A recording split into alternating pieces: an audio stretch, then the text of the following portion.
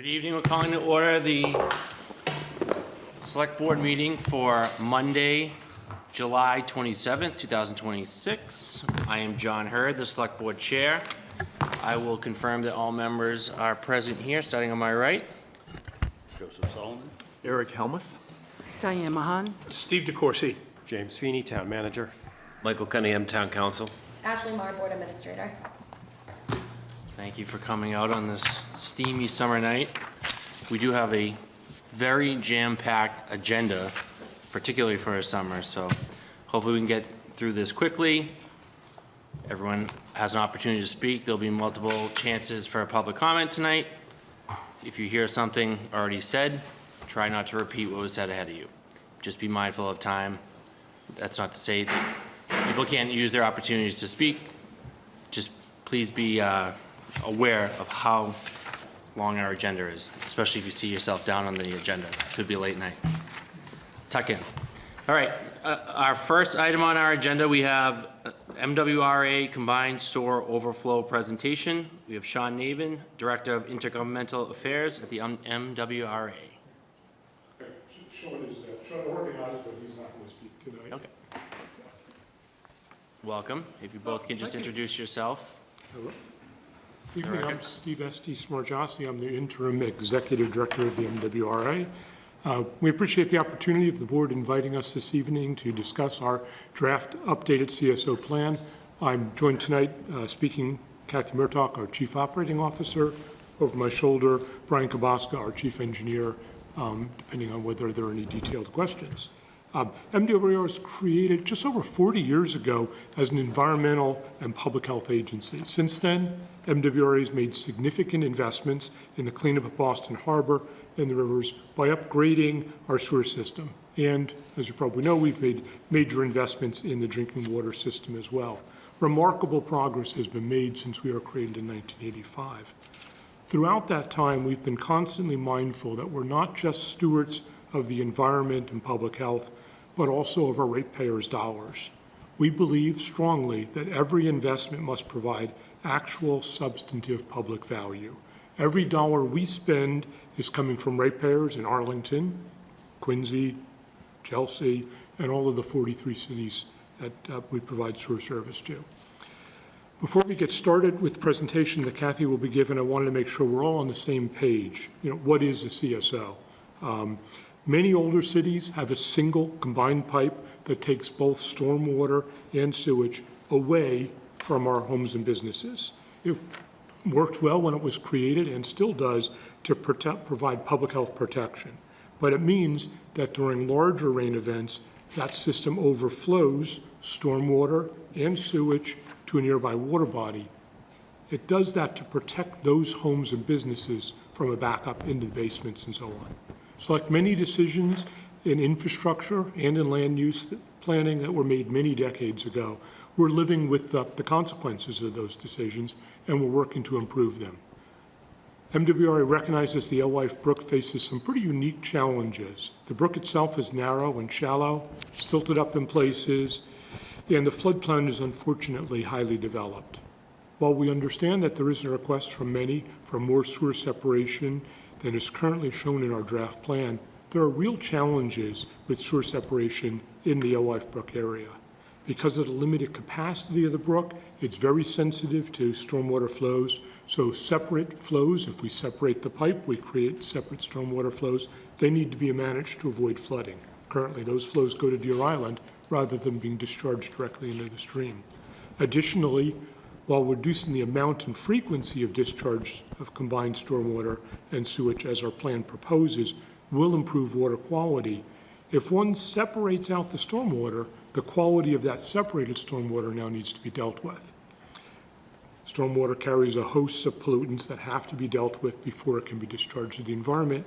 It's clear, we've seen in all the rivers, that stormwater provides significant pollution loads. These are the issues that our technical team had to grapple with as they dealt with the plan.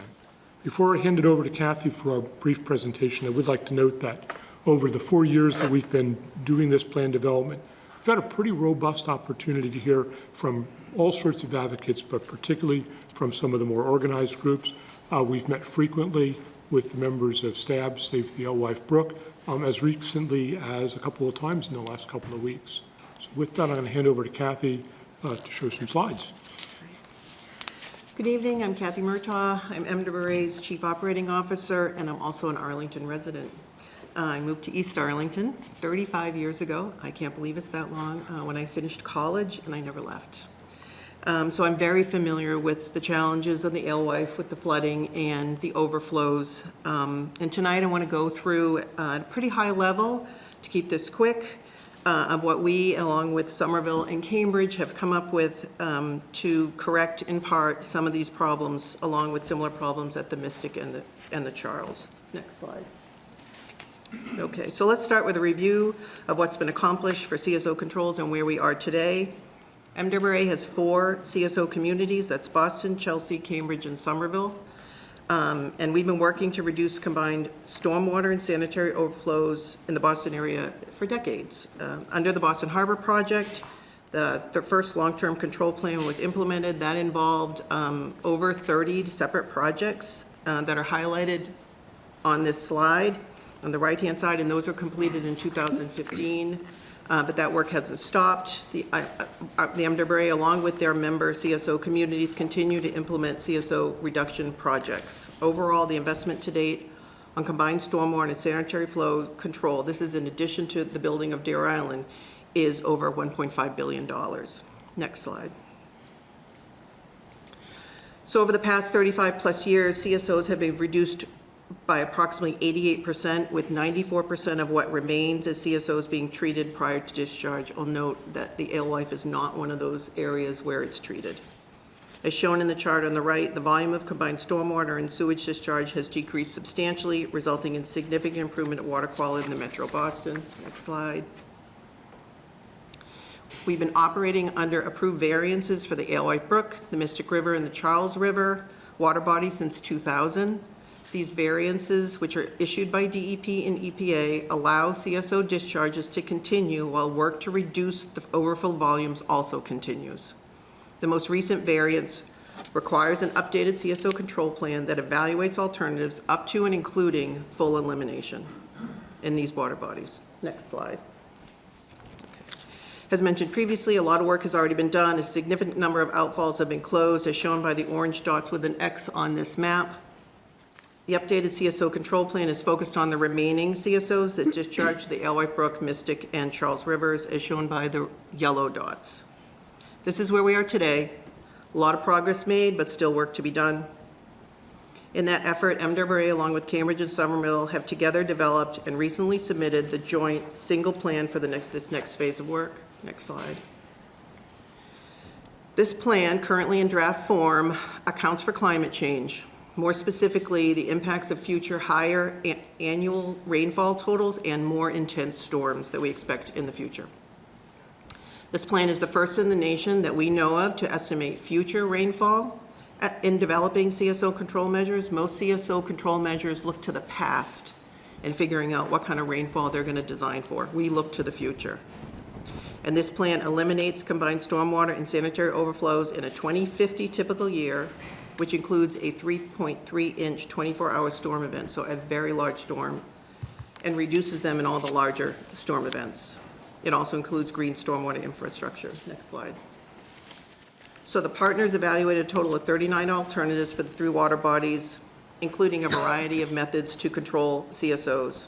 The evaluation focused on balanced evaluation of the different factors, many of which are competing considerations, those like that you see on the slide. I'll just note that the resulting water quality benefit and protection of existing open and recreational space, which we know is limited, were key considerations when we evaluated the alternatives. Next slide. Okay, next slide. So here's the plan for the Alewife Brook area. There are 6 outfalls active in the Alewife Brook, owned by Cambridge, Somerville, and MWRA. He's currently discharged to the Alewife Brook in large storm events. This slide shows the recommended alternative, which would result in 0 combined stormwater and sanitary overflows in a 2050 typical year. And it includes 2 storage tanks, 1 in Cambridge near their CAM 401A outfall, and 1 at the MWR MWRA's 003 near the LIT station, about 3/4 of a mile of conveyance pipe between those tanks, 8 acres of sewer separation in Cambridge, a new 9-foot diameter pipe that will be constructed using microtunneling to capture and store 2.3 million gallons of combined flow from the CAM 401B and Somerville's 001A outfalls. And note, these stored flows will not be released into the alewife. They will be put back into the transit system and transported to Deer Island for treatment after a storm. So the duration you see on this slide, I just want to make sure it's clear, is an estimated duration for the overall implementation of this particular plan. These are not timelines starting today. They would be the implementation of the plan. And because the plan for the alewife includes a combination of projects versus one single project, we would start seeing benefits from individual projects as they are constructed. So for example, if a tank is built and constructed and brought online, that new infrastructure will result in some improvement or reduction in overflows while other projects are still being built out. And that's one of the benefits of multiple projects. Next slide, next slide. This is for the Mystic. There's only one outfall that is jointly controlled by MWRA and Somerville and the Mystic, and the recommended alternative includes sewer separation, a very, very big new storage tank. Next slide, next slide. So for the Charles, this is the recommended alternative in the Charles River Basin, where the outfalls are owned by Cambridge and the MWRA. Somerville does not own any in the Charles River Basin. And similar to the alewife, the plan includes a combination of different controls. So there's 2 tanks, one near Mount Auburn Hospital, and one very, very, very large tank at Magazine Beach near the MWRA's Cottage Farm CSO facility. About 80 acres of sewer separation in East Cambridge, 366 acres of partial sewer separation in the Back Bay, and 2 smaller storage conduits located in Boston. Next slide. So this is a high-level summary of the cost and timeline for the recommended alternatives. As noted earlier, as I mentioned, implementation of these projects are projected to eliminate all flow in a 2050 typical year and substantially reduce the overflows in the infrequent, even larger storms. And when compared to alternatives for higher levels of controls, these plans have some unique benefits. As I mentioned earlier, the reductions in the flows as projects are completed and come online is a benefit. It's definitely less construction impacts, including less construction noise and less truck traffic than those that would be considered for the higher levels of control, and less loss of open space, including parkland that would be needed, not just for construction staging, but also to house and to locate the new permanent infrastructures compared to the higher levels of control. Next slide. So this slide I'm going to spend a little bit of time on too, because there's a lot packed in here. This slide focuses on the MWRA share of that $1.29 billion cost. That $1.29 billion cost is all 3 water bodies for the zero CSOs in the typical year. The MWRA's portion of that would be $763 million. The remaining costs would be allocated to Cambridge and Somerville, so they would carry about $500 million or plus. These costs have been presented so far tonight are in today's dollars. They don't account for escalation, and because most of this work will happen between now and the early 2040s, there will be escalation before the projects are implemented. So when we escalate these costs by about 2.5%, which is what the MWRA typically uses for the average for an unconstructed project, it becomes about $1 billion in actual spending. And of course, we borrow for all our construction projects, just like most folks do, and we would do the same for these projects. We issue the long-term debt that we pay interest on, just like a mortgage or any other loan you would take out. And once you account for the interest, that $1 billion in future spending becomes about $2 billion in what you would have to pay back over the life of the loans. And that is the bottom green line on the chart. It says $2 billion. It's for this recommended plan, which results in the 0 CSOs in the 2050 typical year for all 3 water bodies. And as you can see, as the levels of control increase, the costs, of course, increase. The top line, the red line, is for a 25-year level of control. That's a 25-year storm in 2050. And that, which is estimated to cost around $5.6 billion, all in, same methodology as I spoke about before. These costs are paid by the Emderbury Sewer member communities, including Arlington. The Emderbury Advisory Board has created a dashboard, so if you want to better understand the details of how each individual community, Arlington or other peer communities, sewer rates are impacted by the different alternatives, they have a dashboard that you can do that with, that shows how the costs are all the way out to 2072, which is roughly when we would expect this to be paid off. And you can find that at emderburyadvisoryboard.com. That's Emderbury Advisory Board, all one word. It's pretty nifty, that dashboard they put together. We also recognize, as we were evaluating these alternatives, that these sewer rate increases will be in addition to any other financial pressures on member communities, including Arlington, and that these households, all households would have to pay. Next slide. Okay, so what's next, or what happens next? The draft plan was submitted at the end of April. We're currently in the middle of a 5-month comment period, which ends this September. A final plan will be submitted in spring of next year, and implementation shown on this graphic is through 2050, but as I mentioned, individual projects will come online within that window. Next slide.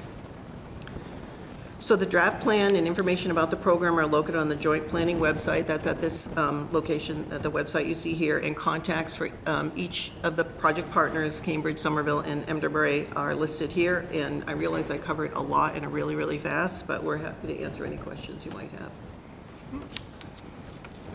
Thank you both. And so we are going to, at some point, allow a few of the advocates for the Millbrook to speak, but first I'm just going to turn to the board while I have you up here, just for any questions, comments, motions. Mrs. Mahan? I know the motion I'd love to make, which is the MWRA acknowledges the sewage discharge into the alewife, which you haven't. And the reason I say that is there is no plan. You haven't acknowledged it, which means you can't plan to eliminate it. And I think what I heard again here tonight is there is no plan regarding the sewage CSO discharge, not the sewer stormwater overflow, the sewage discharge into the alewife, the public health issue. Correct? I think you've misunderstood the 1,000-page plan. No, I know all that. I know all that. There is not any sewage discharge. The only discharges that come out of the outfalls onto the alewife or onto the other two rivers are combined stormwater, roughly 90%, and sewage. So yes, combined stormwater and sewage overflows into those rivers. That's the nature of the infrastructure that our predecessors built in each of these communities, where we acknowledge that we discharge, that's the definition of what we do. We discharge some combined stormwater and sewage in larger storms into the Alewife Brook. And how do we get, I know you've gone to the court in the Boston Harbor case, and there was something on July 26th, and there was a statement by MWRA regarding you see things as a goal, and you were told, no, it's a requirement, and I know EPA and DEP are overseeing that more, but how do we get the MWRA? Because what I tell the residents of the town of Arlington, because that's what they care about, and they care about the public health issue. And it's not just to say, oh, there's a legitimate public health issue. There's SHID, every excrement you can think of, consistently. This past week, I haven't gotten the anything from MWRA, but Somerville, I got 5 notices. City of Cambridge, I got 4 notices. And just from this past week alone, and there's not a month that doesn't go by. And I'm not talking about storm water sewer overflows, because if you talk to the residents who live in East Arlington, you've lived here for 25, 35 years on Lafayette and Boulevard and Magnolia and Thorndike, and those same residents that when we're doing our I&I program, and we have to borrow and pay for that, because DEP, EPA, and MWRA is on us because they don't want any of our stormwater, rainwater going back into your system. And we've gone after that, and we're even to the point for the 387 households that we have left. That's how much we've spent time and money on this because we know it costs a lot of money, and we just had to have an override, and people had to raise their taxes. And when I talk to people in the street, and they say, well, you know, when we see people riding through, you know, kids love to go through a big puddle, and parents like to push strollers, and, you know, there's really no notification system down there of what they're walking through. Why can't we just get rid of that?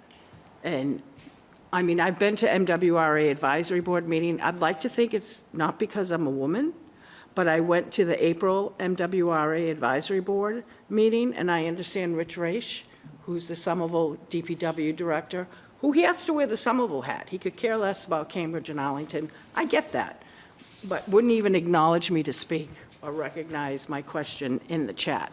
And I've been to other MWRA advisory meetings, and I've seen other male elected officials of varying types, select board, representatives, counselors, get recognized right away, you know, with their hand waved. And it's been very frustrating for me because I've tried to play within the system and the rules, and I'm just trying to find a way. I started this in 1989, with the NIPD's permit process, with Fred Lasky, Mike Ralph, and the then Senator Bob Haven. And I remember talking to them about the CSO issue, and they said, well, that's a really big number. That's going to be 40, 50 years down the road in 2020, but if there will be total CSO elimination. And now I see MWRA, and Fred Lasky said right before he retired at a meeting, with all the retiring bond debt service, the money is there. It's what you choose to.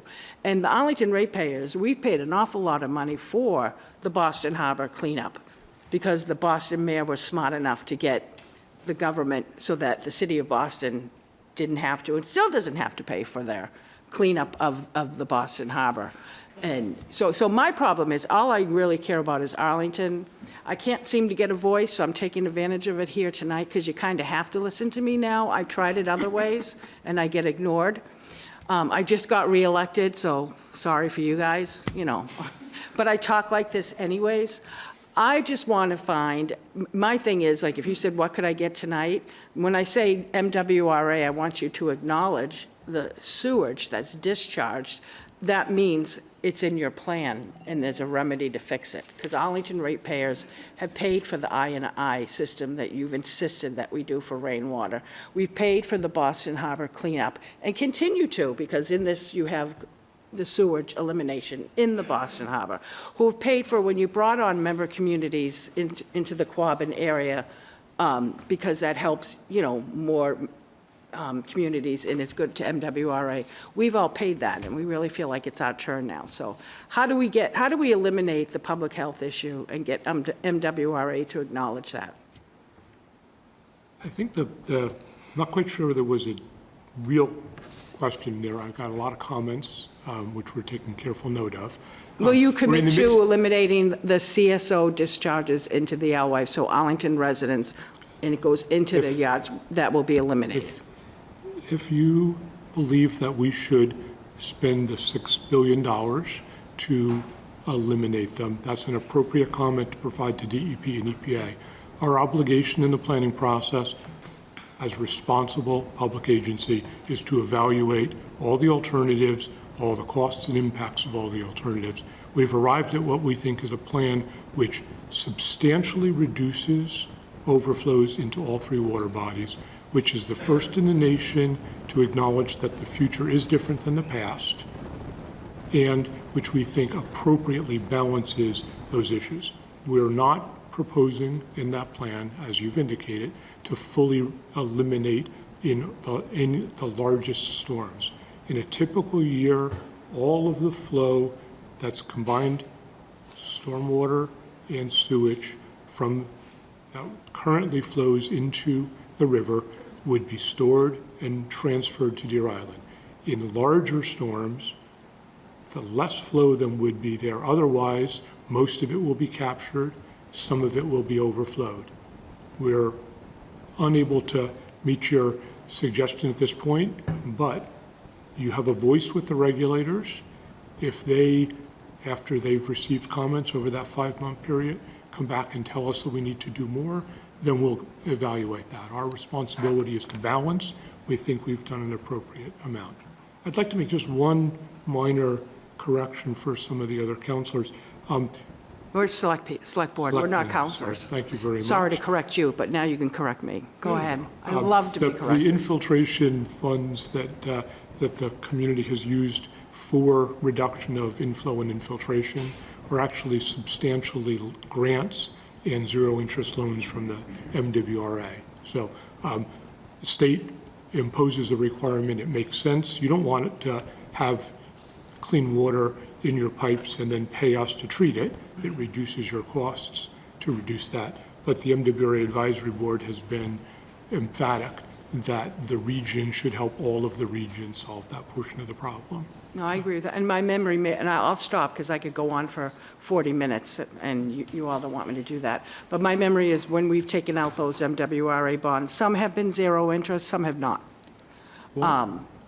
All of the loans we've provided. I'll to the get that community- information to you. Unlike when I go to an MWRA meeting, when I went to the meeting where the MWRA unveiled, I think it was 18 or 23 plans, 1A hybrid, 1B hybrid, 2. Every time they came up with a number for it, even they chuckled, including Rich Ray, saying, put an asterisk next to everything. This is an estimated cost, so.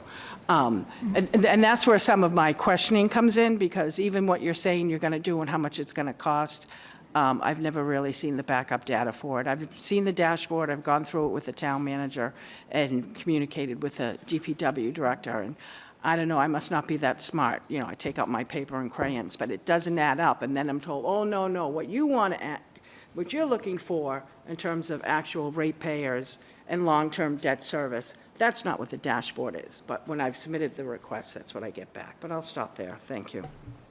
Mr. Corsi? Thank you, Mr. Chairman. Thank you for the presentation tonight. I want to just cover a couple things just for process going forward and where we are here. And you have published the draft plan along with Cambridge and Somerville. Right now, it's, to my understanding, it's out for comment to DEP and EPA, or will be at some point. Could you just tell me that timeline? It's out for 5-month public comment period. Okay. For communities, citizens, advocate groups. There's multiple ways for folks to comment. All of those comments will be collated. DEP and EPA and the MWRA and our partners will review all of those. We are obligated after that comment period to receive additional comments from our state regulators, and then by the spring, we need to have evaluated all those comments and come back to the federal and state regulators with a final plan. And they both have to approve it, or is it just DEP that has to approve it? Both need to approve. Okay, all right. And while this is going on, the litigation in the federal district court, which began in 1983 and 1985, the court is continuing to supervise this whole process. I think you had an amendment to the second stipulation earlier this year. But one thing I wanted to ask you is in terms of, okay, so right now the federal court is going to supervise this until at least 2030 after your plan is submitted.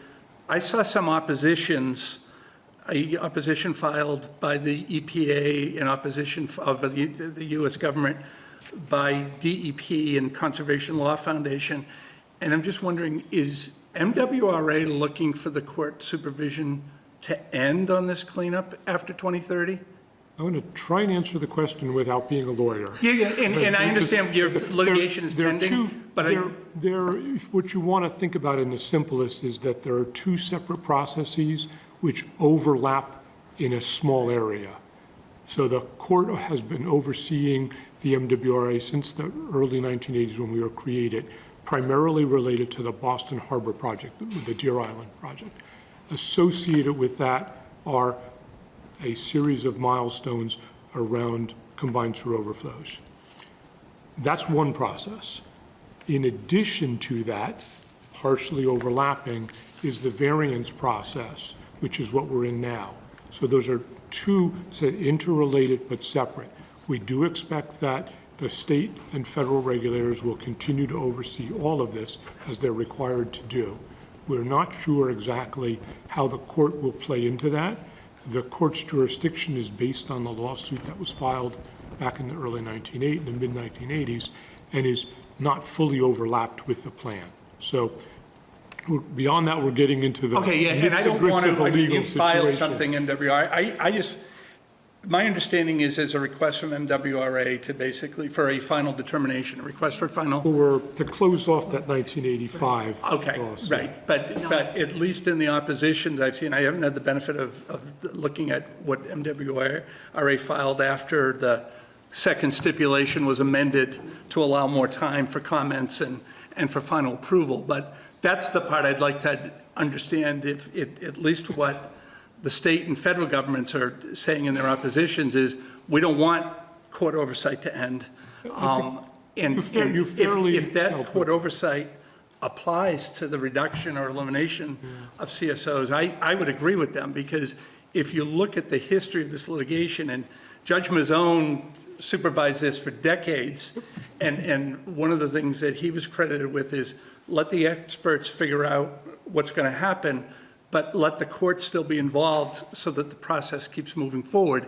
Well, that would concern me if the court was out of it, and you're telling me maybe there's some overlap and it doesn't quite apply, but I'd like to, maybe through council, we can get it to our town council. I'd like to see what you filed earlier this summer with the federal district court that prompted these oppositions, because that would concern me both as to what you're doing going forward, who's supervising it, because none of us are going to be here when this is ultimately done, if it's 15 to 18 years down the road, although Mrs. Mahan still might be in the chair here, but I think that goes a long way, and I think, we've got a lot of passionate advocates who I respect the work they've done. I think we all can agree that for 16 of the CSO outfalls, you haven't met your control plan, and probably would be out of compliance with the Clean Water Act, because, yes, probably, right?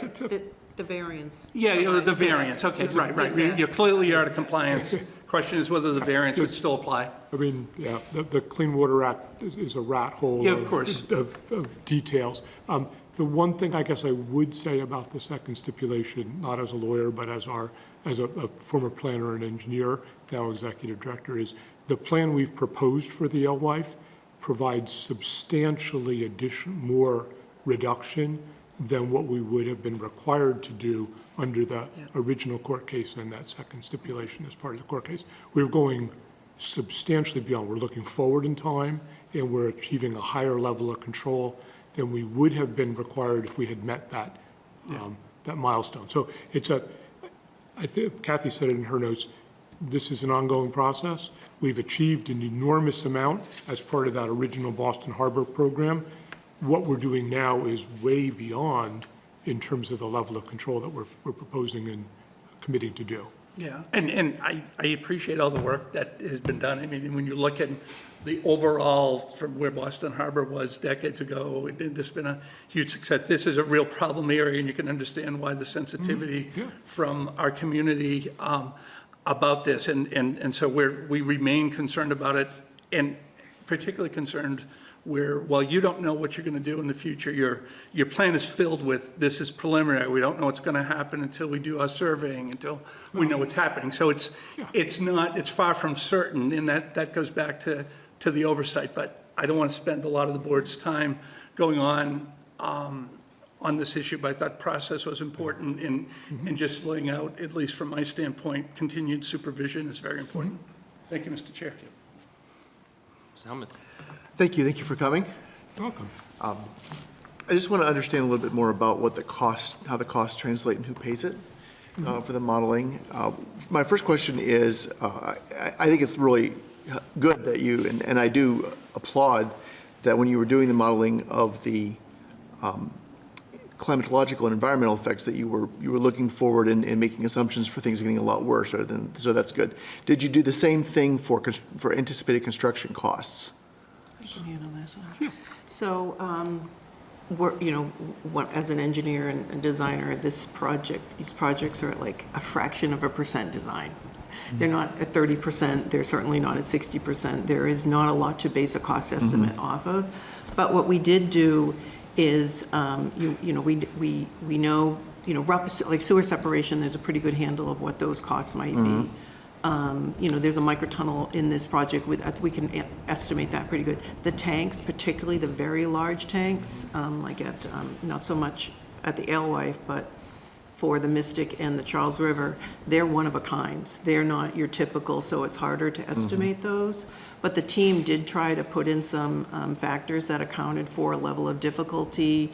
And as we talked a little bit about accounting for escalation and other factors that would increase the cost. Is it perfect? It's not going to be perfect project by project, but we think from a planning standpoint and from an alternatives evaluation standpoint, it's a very good tool. Okay, that's helpful, yeah. So the big tanks are not on Home Depot in the racks there. Yeah. So I'm looking at the slide that has the green line and the orange line and the red line for the different levels of control as modeled, as currently possible under your phase of the process. Help me understand the impact to ratepayers about each plan, and where, because I think that's the only way I can really evaluate.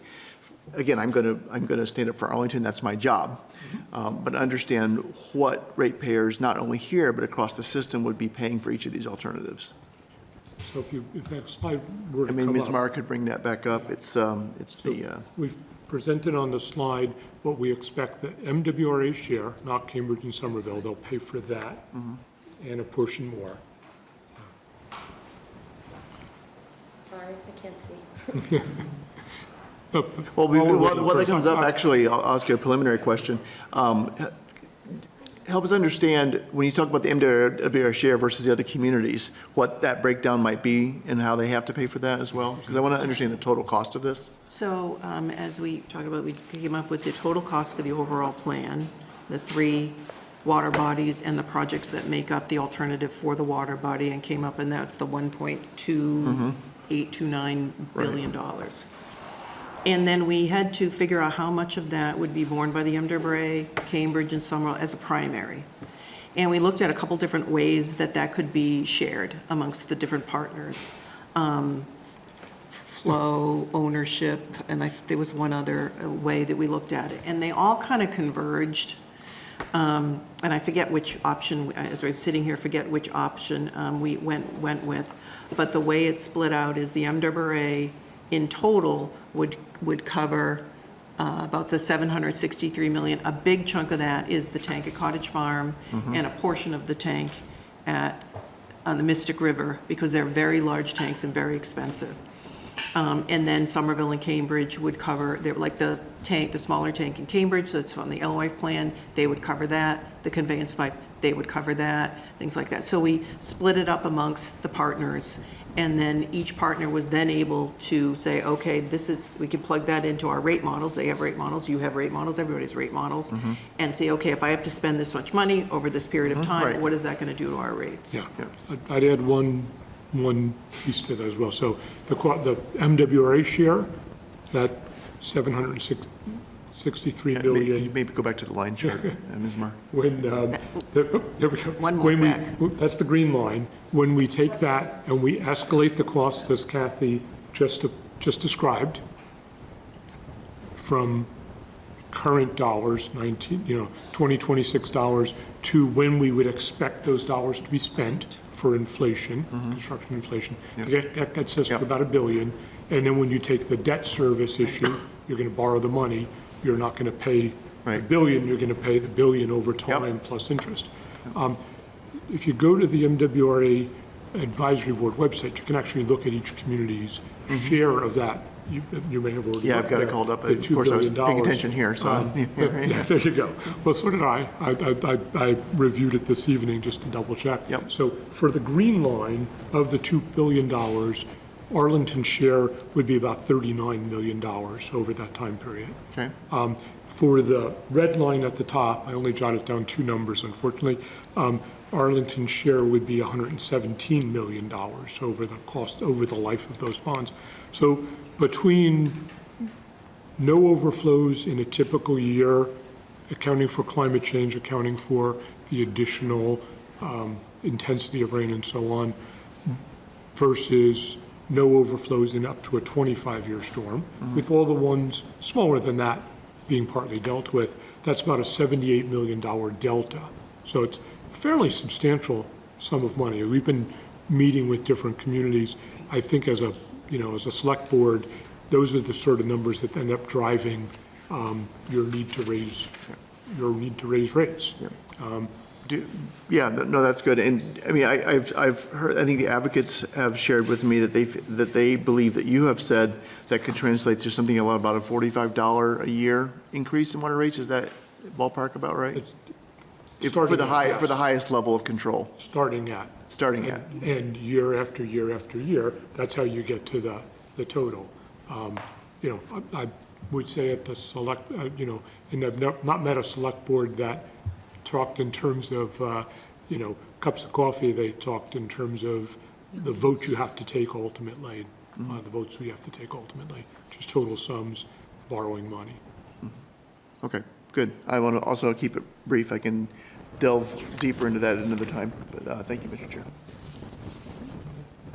Mr. Solomon?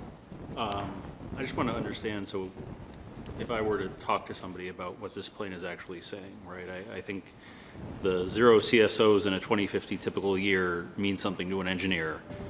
What does that mean to somebody who is walking down there and today sees sewage, right? So let's say you did all this today.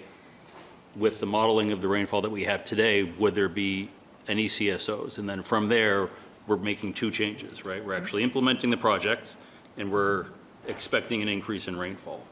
What does that look like, and how do we get there? So I'll try to talk in non-engineering terms. So this magic storm we're talking about in the future that we're designing around is about 3.3 inches of rain in a 24-hour period, so a substantial rainfall. With none the day before and day after? This is just a single? Just a 24-hour period. Okay. That's how it measured, that's how rainfall was typically measured in a 24-hour period, and it'd be 3.3 inches. If you got that or anything less, no overflows. Okay. You can handle it. If it gets a little more, say it rains 3.5 inches, that little extra would turn into somewhat of an overflow. But the balance, that first 3.3 inches would make its way to Deer Island. It would get stored in those tanks. It would be in that microtunnel pipe, which is a storage vessel, and it would be held there till the storm passes, and then it would make its way to Deer Island for treatment. That's how this works. And that 3.3 inch storm is estimated to be your typical storm in 2050. Your typical largest Your storm. typical largest storm. The So there could be. typical, yeah. So not the Yeah. 50 percentile, the? No, your maximum storm in 2050. Okay. So there might be a bunch of storms smaller, an inch. I mean, last week, what do we have, an inch and a half?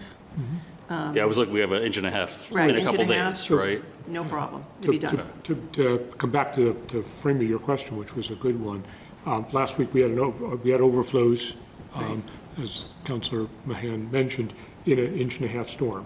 Okay. With the plan that we're proposing, none of those overflows would have occurred. Okay. And do you know historically if that, like, if you had done this and this was in place today, This was would in we just? place, there would have been no overflows. That's what the modeling would Yeah. tell us. Have we ever hit the 3.3? We have, What was this? Brian would know this better.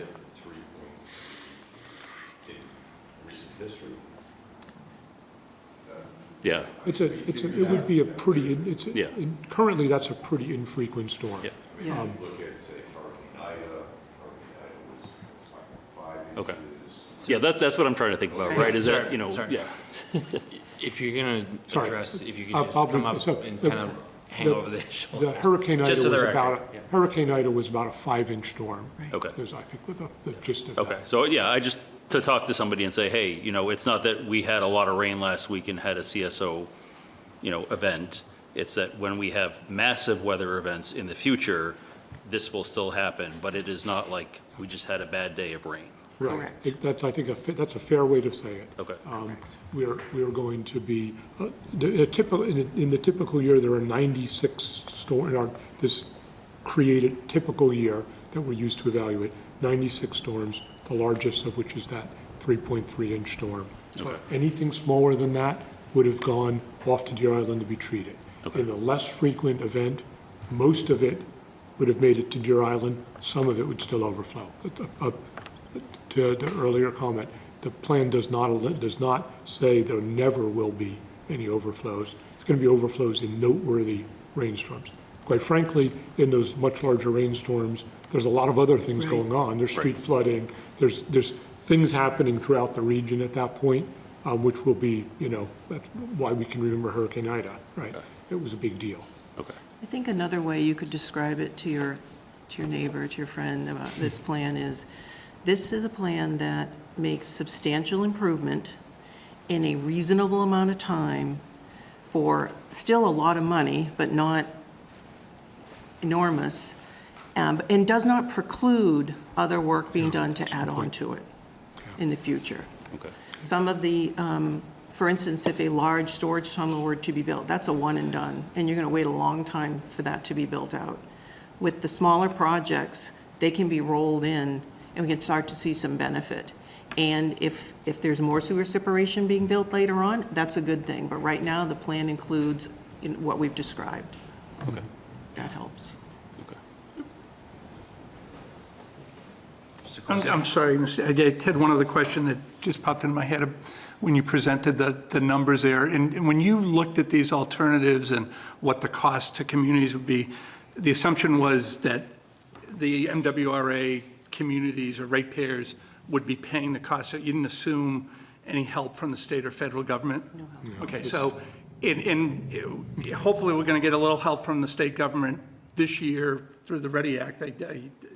Hopefully, if that gets passed, that'd be about $30 million that I know Representative Rogers, Representative Garbley have been working on. Yeah. But I just, and clearly this isn't the climate to look to the federal government for help in this, but maybe a future Congress. But I just want to be sure that assumes ratepayers are bearing Yeah. 100% of the burden. Okay. Yeah, which has been pretty much typical since 1985. There's a little bit of money from when Tip O'Neill was Speaker of the House that came down, and a little bit of money from the state for a while, all of which has gone, essentially all of which has gone. No, I just wanted to clarify that. No, I know the climate isn't No, we great would- for it, but at the same time, the problem of the magnitude, because it is a federal law, I think in this instance, given the age and given the ability of communities, Cambridge, Somerville, and even the MWRA communities to pay, it cries out for some help too, and that maybe would allow you to, if there ever was that help, to expand what you're going to control. Absolutely. I mean, we would love there be more,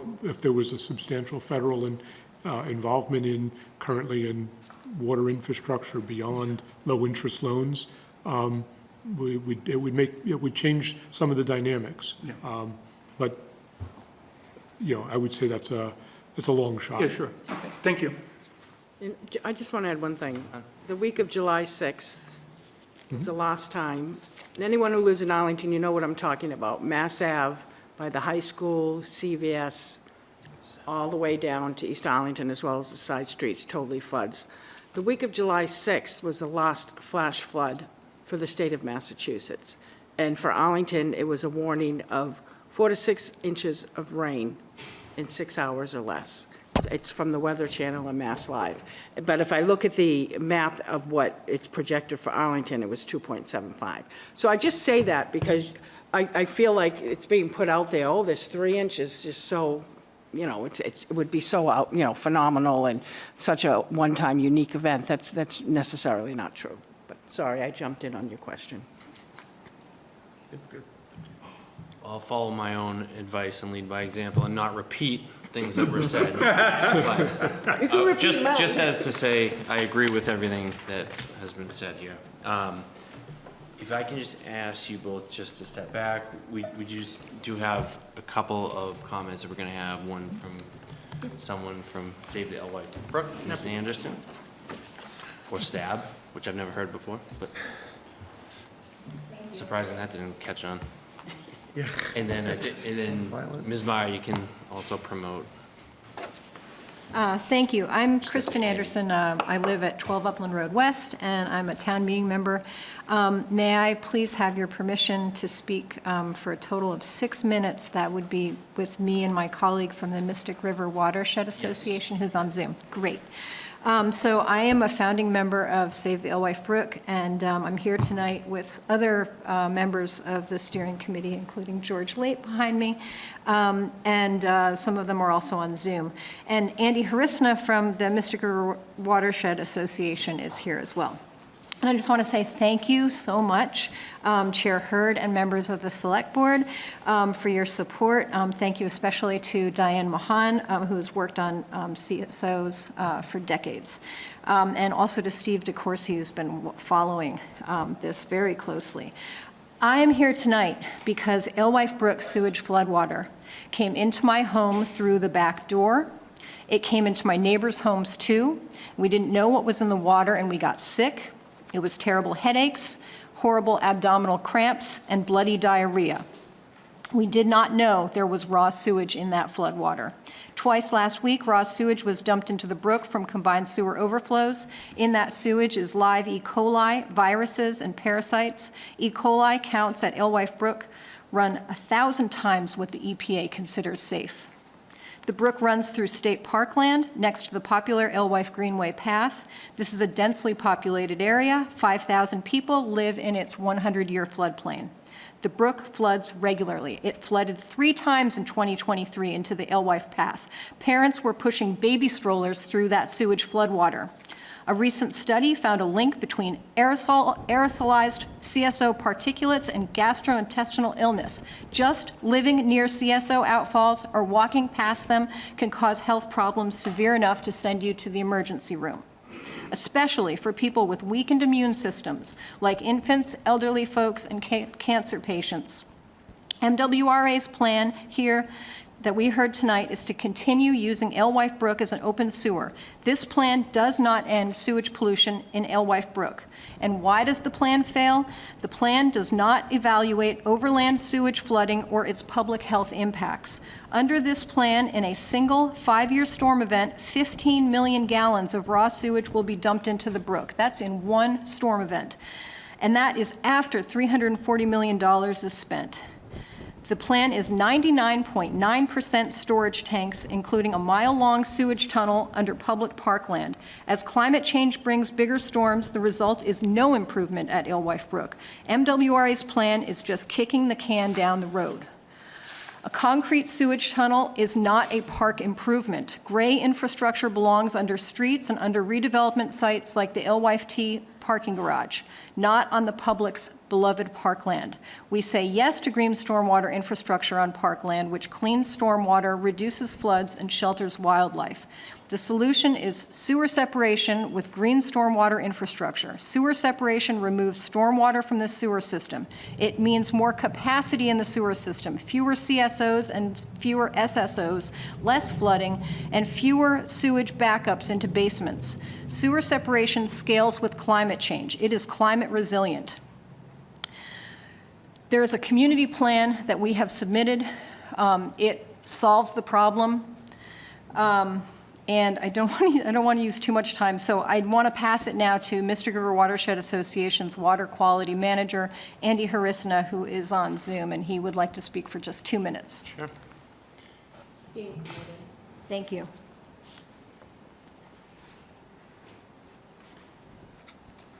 All right, Mr. Harisnas, can you hear us?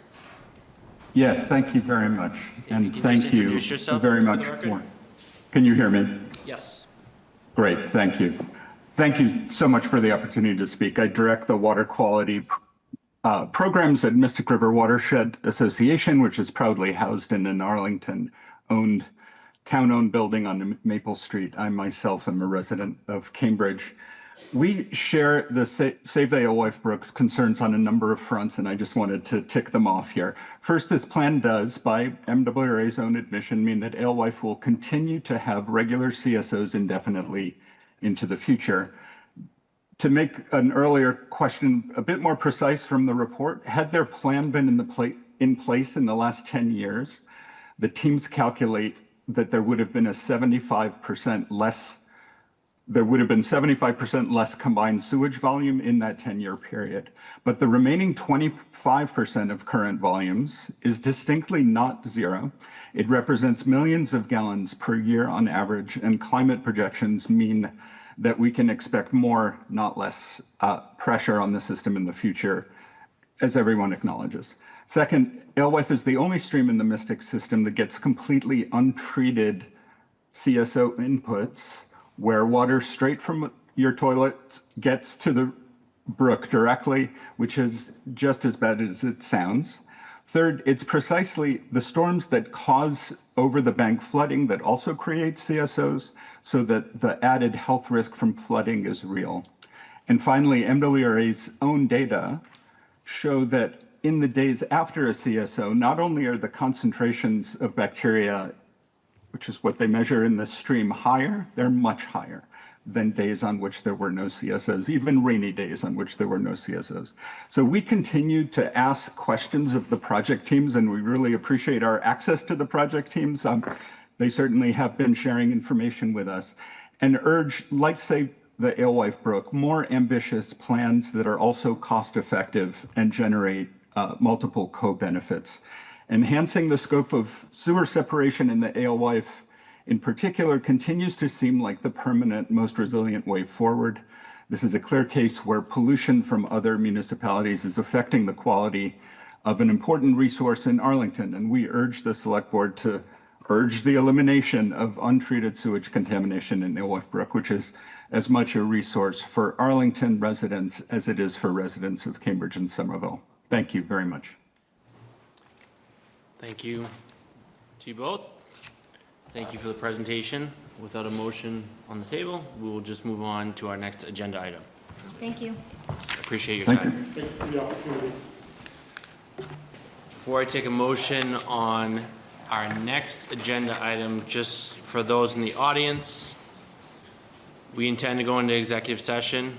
Normally, we would shoot you all out of here, but given the amount of people in here, we're going to go into executive session. You can remain in the chambers. We're going to go in the room in the back. Once we come back into executive session, we'll come out in this chamber. Anything else I need to explain there?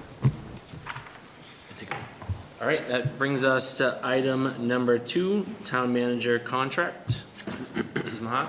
I'd like to make a motion for the board to go into executive session, convene an executive session in accordance with Mass General Law, Chapter 30A, Section 21A2, to conduct strategy session with respect to preparation for negotiations with non-union personnel, namely Town Manager James Feeney, and possibly conduct contract negotiations with non-union personnel, Town Manager James Feeney. Is that correct, Attorney Cunningham? Yes, and as the chair noted, the board intends to come back into open session following executive session. Will not adjourn from executive session. Second. Motion by Mrs. Mahan, seconded by Mr. Corsi. Attorney Cunningham, if you can take the roll vote. Mr. DeCoursey? Yes. Mrs. Mahan? Yes. Mr. Helmuth? Yes. Mr. Solomon? Yes. Mr. Hurd? Yes. 5-0 vote. We have now concluded our executive session. We are out of executive session. So now item number 3, vote town manager contract. I will open up to the board for any questions, comments, or motions. Mrs. Mahan? I'd like to move approval of the town manager contract as negotiated by our subcommittee, Mr. Hurd and Mr. Corsi, for the years 2026 to 2029. Second? Second. Any additional question, comments? Wow, really heeded my advice. All right, we have a motion to approve, Mr. Feeney, would you like to address the board at all? No, thank All right, moving right along. Motion to approve the town manager's contract by Mrs. Mahan, seconded by Mr. Corsi. All those in favor say aye. Aye. All those opposed? 5-0 vote. Congratulations. So we are going to take an item out of order here, as it seems like many people are here for one of the hearings that we have listed in the public hearing section. So we're going to go next to item number 16. So that is a tree hearing at Veterans Memorial Park. Do you have Colleen Ledger? Mr. Chair, while the team Robert gets Donovan? set up, I'm happy to do a Sure. brief introduction. I do know our consultants from Stantec are here. By way of background, the board heard from prior Veteran Services Director Chunglo on 2 separate occasions about this particular project. The board first approved designating this site as Veterans Memorial Park in November of 2021. And then the board heard and approved this project and certain potential tree removals back in November of 2022. At that time, the presentation centered around a preliminary concept presented by VHB. Over the years, a final design has been advanced by Stantec following a great deal of public engagement. So tonight, you'll be asked to authorize the removal of 4 additional trees, including 2 red pines and 2 Coosa dogwoods, but we'll go through a presentation on which trees they are. They are centrally located in the park. They are otherwise healthy, just not well situated in the context of the final design of the park, which seeks to introduce a less disjointed space and a more connected experience for all of the visitors. Of course, you will also hear about our plan for replanting the site with the right trees in the right locations and with the right conditions. But with that, I'll turn it over to Colleen Legere and Bob Corning from Stantec. Thank you, Mr. Feeney. And thank you, members of the Select Board, for considering this presentation tonight and the tree hearing. I just want to acknowledge, thank you, Jim, for providing that summary. And over the course of the past several months, we've heard from a number of residents. Thank you, Mrs. Mahan, for facilitating that connection. Some concerns regarding the removal of 2 otherwise healthy trees, which Mr. Corning will discuss tonight. In addition to the placement of the Women of Menotomy Memorial, which had been, or currently faces Mass Ave, where it was placed initially by those who put that in the park. And we heard that feedback, and we have incorporated that into the proposal, where it will be placed in a raised planting bed and continue to face Mass Ave, formerly Battle Road. So I wanted to thank you, Mrs. Mahan, for sharing those concerns, and then we were able to work together to put that in a place that I hope will be satisfactory to members of the community. With regard to the tree hearing, I'm going to allow Mr. Corning to present the design. Thanks, Colleen. Good evening, everybody. My name is Bob Corning. I'm a senior principal and landscape architect at Stantec. We've been working on this with the town for about 2 years. We're very excited to share the current design with you all and hopefully get your approval on some additional tree removals. Next slide, please.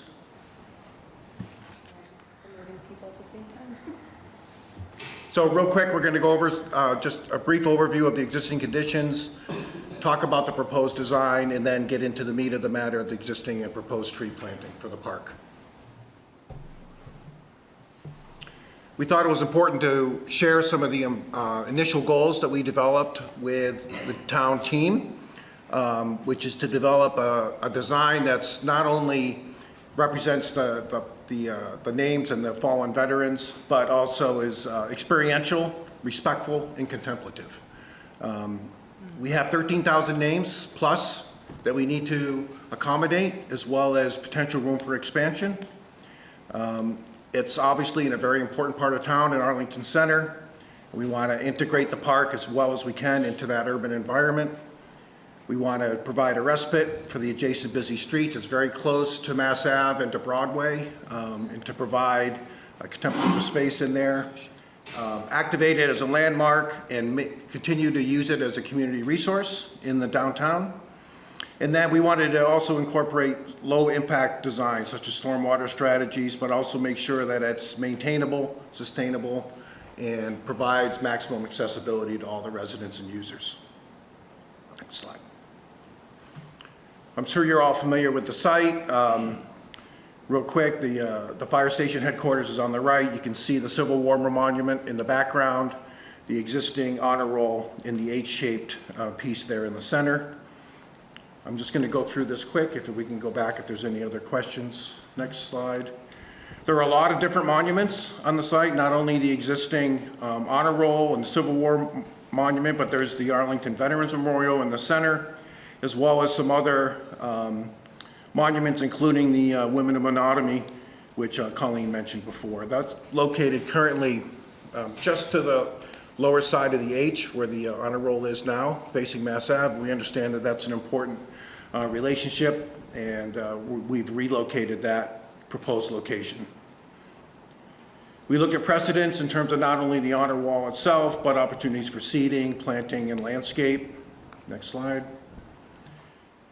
This is the proposed plan, and one of the important organizing elements that we developed was there's a strong axis from the fire station headquarters to the Civil War monument, and we used that access as an organizing element. We also wanted to unify the site. Right now, the site is very bifurcated by the Veterans Memorial and the existing red pines that are right in the center, so it's really almost two different parks the way it exists today.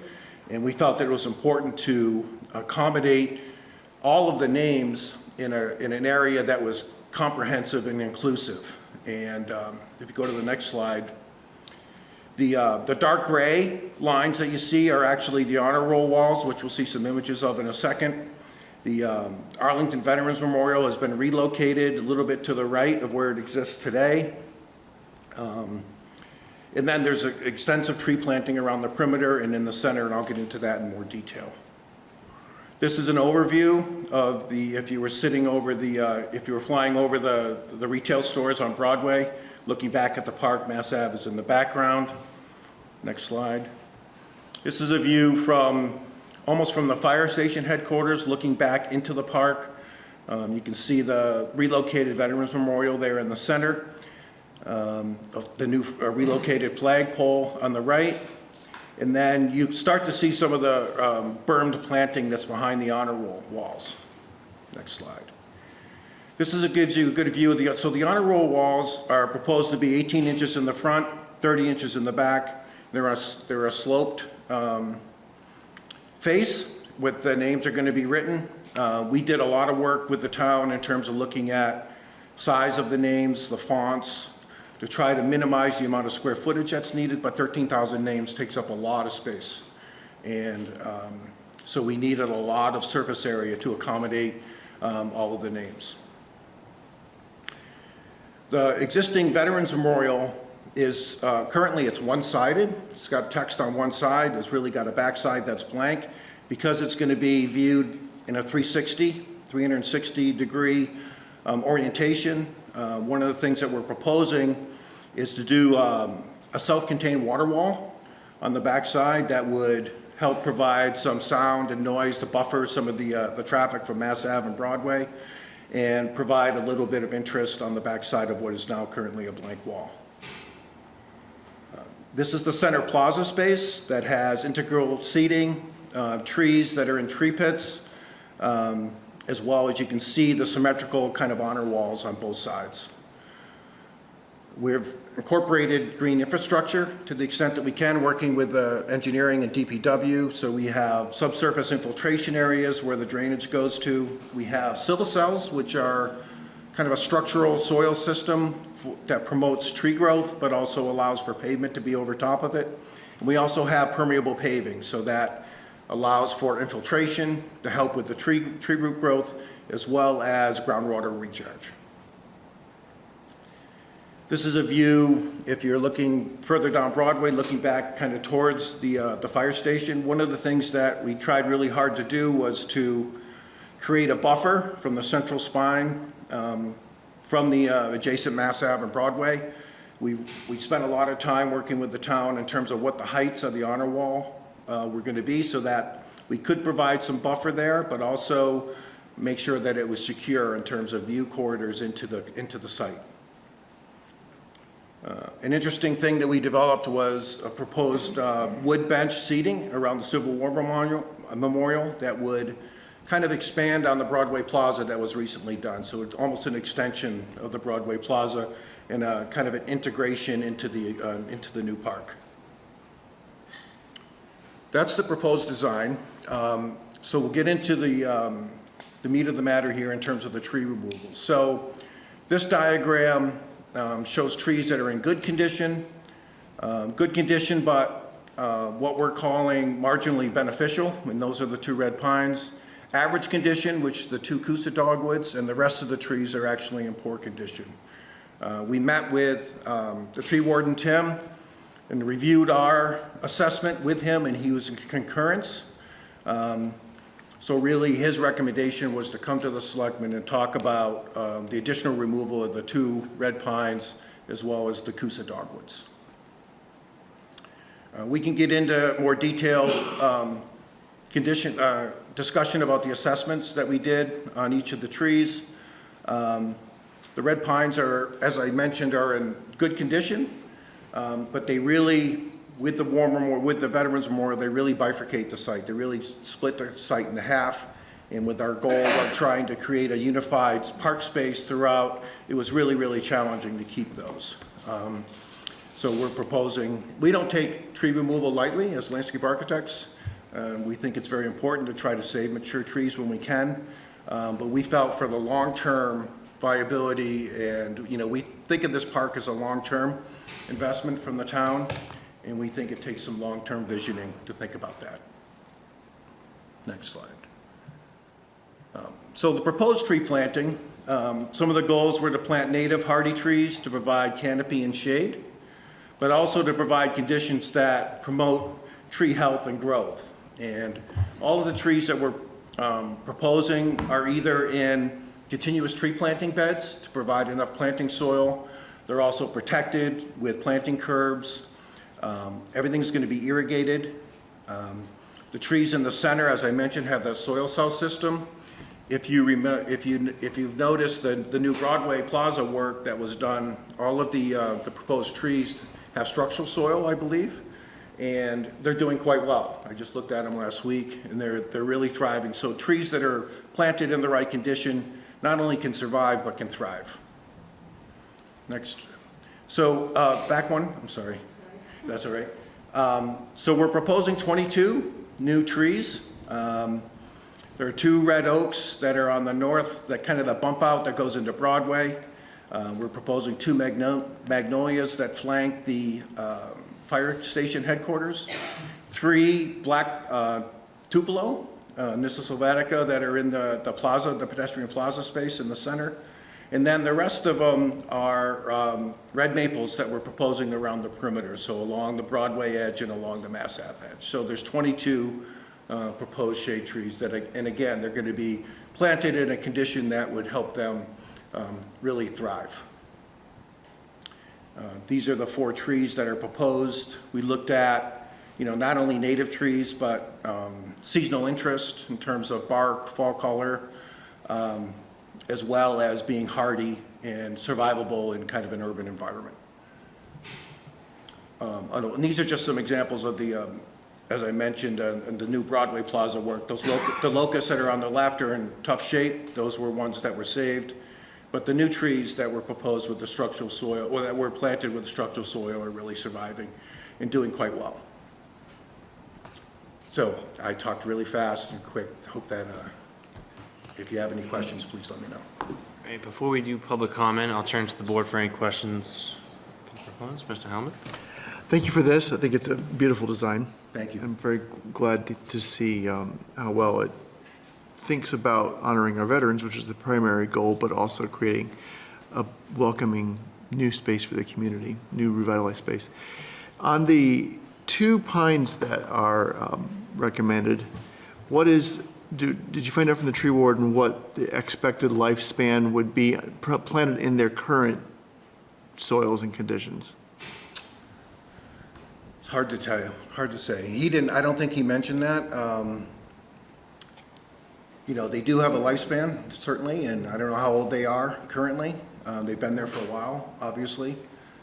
So, they certainly wouldn't survive as long as the proposed trees that are currently proposing. Thank you.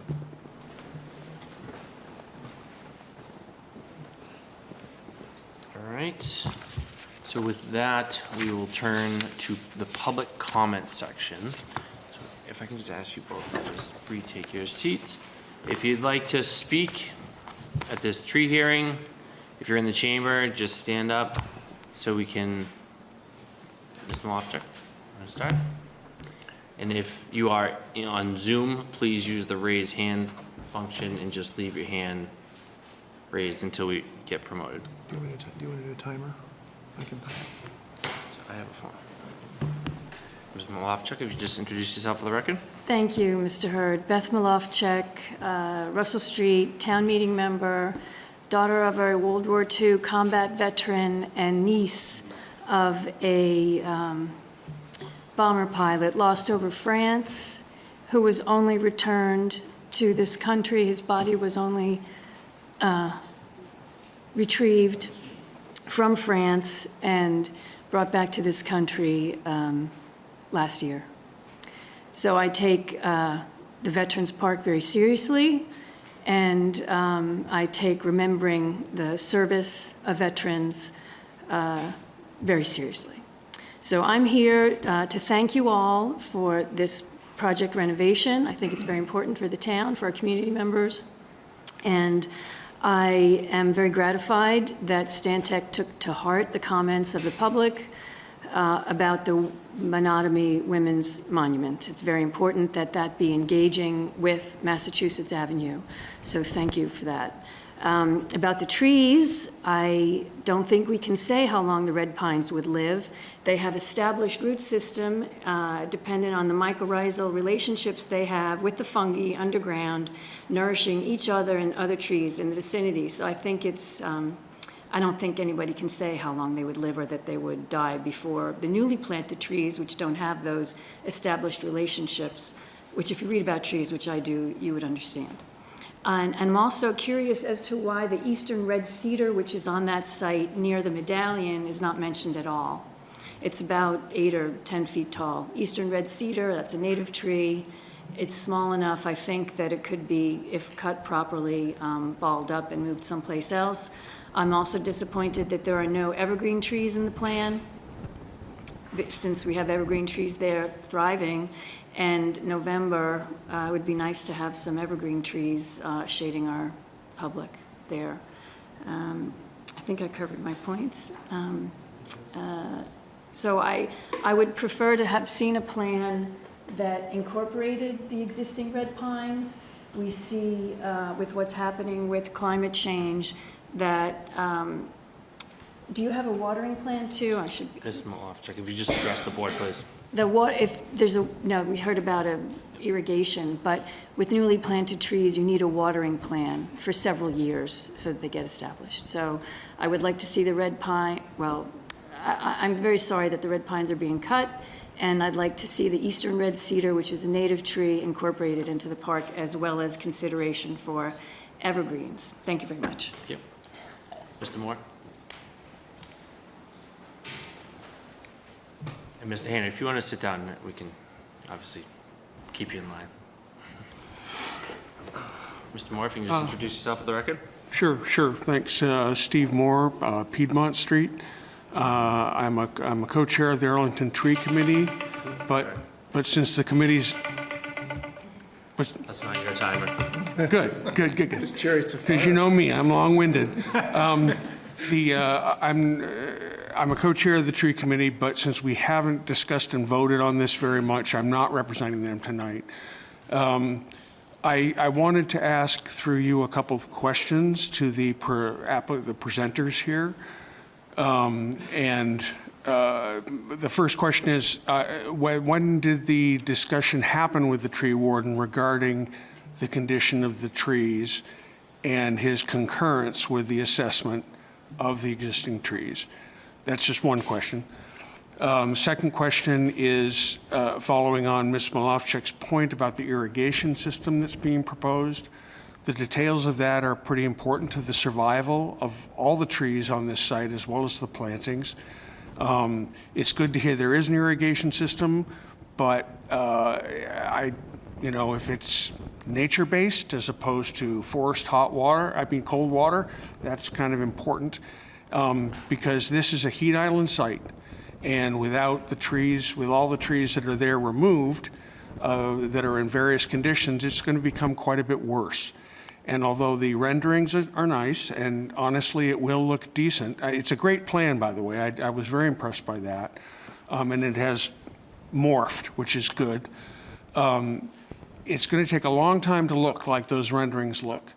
And in the meantime, it's going to be not the best site, and I'm wondering if any consideration has been given to perhaps installing some temporary shade structures or something in the meantime as the area grows into it with proper watering. But the watering plan that Ms. Malofchik mentioned is important, and I'm saddened that we can't save the existing trees. I understand what's being done here, and the long-term view probably is good, but we're moving forward, I guess. So anyway, thank you so much.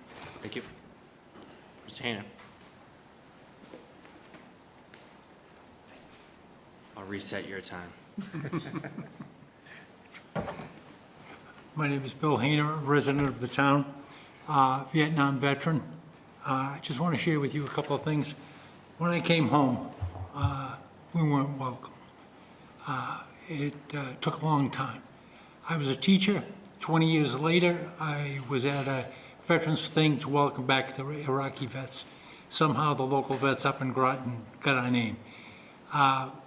We all showed up, and I looked around, and there were 4 or 5 other teachers. We never knew that we were vets. We never shared it. This memorial here, when I came back to Arlington, my father-in-law, didn't even know it, got my name put up on that wall.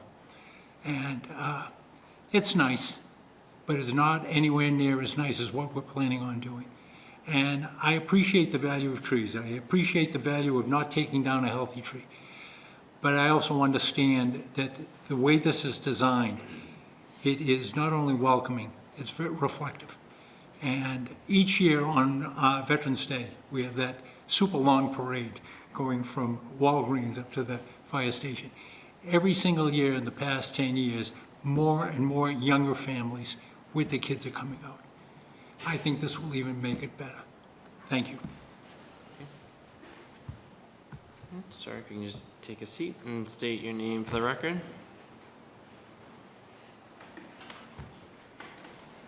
Good evening. My name is John Roma on Sagamore Road. I am a Vietnam veteran, and when we came back from Vietnam, people were literally spitting at us. We all thought we were doing the right thing, but it was a sad affair. I'm very much in favor of this Veterans Memorial. My son is a Marine, veteran of Afghanistan and Iraq. He's still serving in the Pentagon. I am frankly disturbed that a tree would be stopping this design for the memorial. I think, Eric, you asked a question with the lifespan of a pine. I had a 60-foot pine in my yard, and with age, the limbs started falling off. So we had to take it down. So I'm very concerned that a tree that the limbs may start falling down is stopping this thing from proceeding. So I just want to point that out. It's, trees have a limited lifespan. I'm very much in favor of them, but more trees are going in than are coming out. So I ask your concurrence on this thing moving forward. Any questions? Thank you. Thank you. All right, do we have some? There's one member of the... One person? We can promote them now.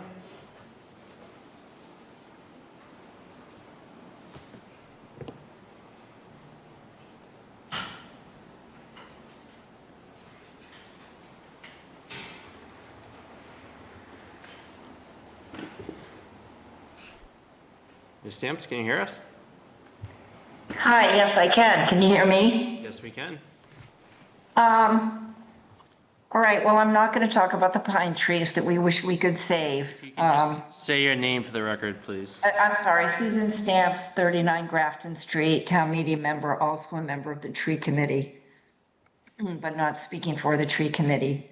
I think this is a wonderful project, and I just found out today that the actual design is quite different from the design on the sign at the site, and I think that's a good thing. It's sad that it appears that we can't save the pine trees. I completely agree with Ms. Malachik that it would be great if we could.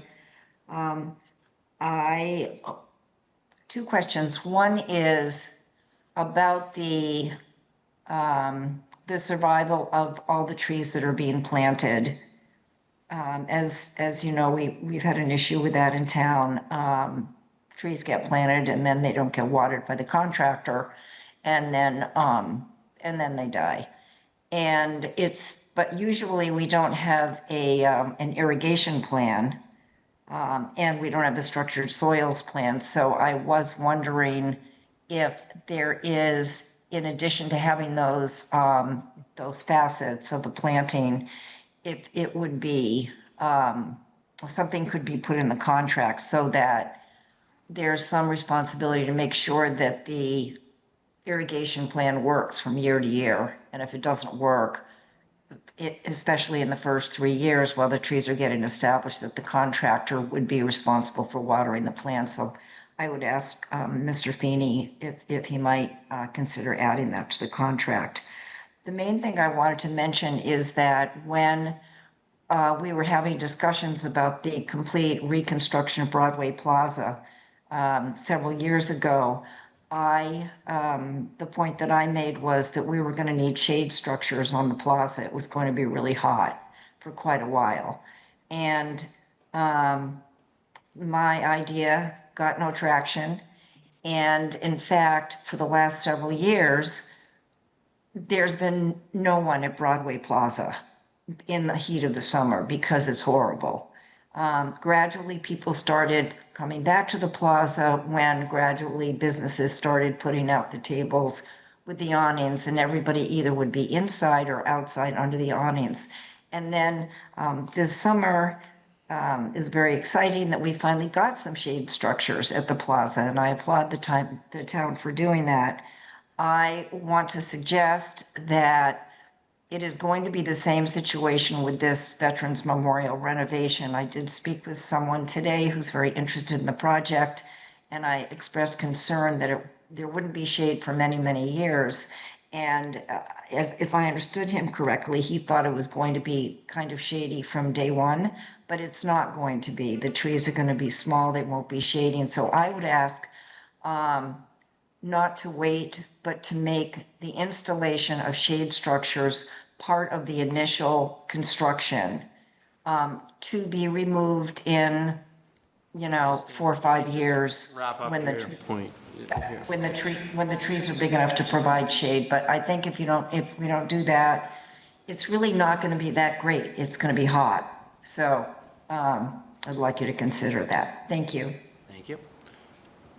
Ms. Martin? No other hands raised. Thank you, Mr. Chair. Is there anyone else in the chamber? Going once? That will conclude the public comment section of this tree hearing. I will turn to the board. No takers? I will do it. Mrs. Mahan. After my last experience making a motion about a tree hearing, I felt a Excuse me, little... Mr. Chairman. Oh, Mr. Feeney. Mr. Feeney? Mr. Hurd, if I could just add one thing, because I'm not sure if it was explicitly stated during the presentation, and while I agree it will take some period of time for the newly planted trees to establish a significant amount of shade, I want you to know that the planting plan as proposed incorporates the largest trees that we think will be able to successfully plant. So trees that are about a 3.5-inch caliper. For a red maple, that's a tree that's anywhere between 14 and 20 feet tall at time of planting, and a similar statute for the red oaks as well. So these should not be perceived as like the bare root 1.5-inch street trees that we plant, a couple hundred of each year that are rather small. We're looking to invest in as substantial trees as we can from day one, just to, I guess, get a head start on the ultimate generation of shade for this space. I'd like to make a motion to move approval of the tree recommendations through our consultant from Stantec and Ms. Legier at Veterans Memorial Park. And just to piggyback on what the town manager said, I do appreciate what we've done trying to save what trees we could, along with the overlay of what the project will be. I do know that this board takes very seriously trying to save existing trees. We did that at Broadway Plaza, and unfortunately, the ones, for whatever reason, that we've tried to save seem to be the two that aren't faring well. But we'll continue to try to do that. But that would be my motion to move approval. Mr. Helmuth? I'll gladly second that. I think that the town has taken an appropriate amount of caution and diligence to come up with a plan that saves as many trees as we can. I know that when we had to make some difficult decisions on Broadway Plaza, that one thing that I learned from that process is that, and I think Ms. Mahan maybe referenced this, and Stantec did too, that the existing conditions are not, these trees are not planted in very good conditions for urban trees, and that we've learned a lot since then about structural soils, permeable pavement, and irrigation systems. So I'm glad to get the report that the new trees we put in those conditions in Bravo Plaza are doing well, and I'm delighted to hear from the town manager that we are planning to put in pretty good-sized trees, the biggest we possibly can, to make that, to jumpstart the shade and make that a great space. So I think it's a good trade-off. I know that regardless of what a natural lifespan would be, and I'm not an arborist, and I'm not going to trust Google on red pines, but I do know, because arborists have told me, that in urban environments, the lifespan is usually much less than they would be in the wild, and that particularly in conditions where they're just planted in the ground with none of the advanced technologies that we have now that we're going to be using with the other multitude of plans we're adding to this. So I'm really excited to see this move forward, and glad to support the motion. Mr. Corsi. Thank you, Mr. Chairman. Yeah, I also want to support the motion and want to thank everybody for coming tonight and speaking in favor, and for our veterans here tonight. Thank you for coming, and thank you for your service. And I think this is a project that we've been talking about as a board and as a town since 2020, 2021 time period. So it's great to see it move forward. The thoughtfulness is inherent here, and I think Mr. Hayner really kept his really appropriate reflective space there for our veterans and to honor our veterans. So for all those reasons, I'm happy to support the motion. Yeah, and I'll concur. I saw this coming from the Capital Planning Committee. I know a tremendous amount of work has gone into trying to raise funds to get to where we are today. So I'm excited to endorse this as well, especially taking new approaches that, you know, the soil cells or the SIVA cells I think were used in Lexington when they redid Lexington Center, and it resulted in some, you know, very healthy, very large growing trees there as well. So I think it's, you know, sad to lose the pines, but we're doing the right thing here for everybody. Thank you, and I'm happy to support this too. I'm very excited about this project. This area of town has always been very important to my family and many families that participate in events every year. I've been coming here since as young as I could remember, picking up the casings. But I know that I remember when the current honor roll was unveiled, and my father was on the board with Mrs. Mahan, and he often reminds me that it was supposed to be a very temporary monument, and it's been in place far longer than originally anticipated. So I think this project is a long time coming. The space is nice now, but anyone that's been there knows it's essentially two separate spaces. So you're either going here or going there, and it's really in need of some cohesion in the whole area. And I think this project does an amazing job creating one very unique and great space to honor our veterans. And so I'm very excited to get a chance to vote on this, and, you know, it's not the actual project, but to, you know, help move this forward. And I do thank everyone for, you know, their comments and being respectful today. And, you know, we take our tree removals very serious, as, you know, I think we've shown in the past, you know, couple of years, anytime this has come up. But in this situation, I think, you know, the end result is going to be really amazing. So I'm happy to support it. With that, we have a motion to approve by Mrs. Mahan, seconded by Mr. Helmuth. All those in favor say aye. Aye. All those opposed? Unanimous vote. Thank you all. All right, jumping back around. So that takes us to item number 4 on our agenda. We have a proclamation. We'll give everyone just a moment to clear out.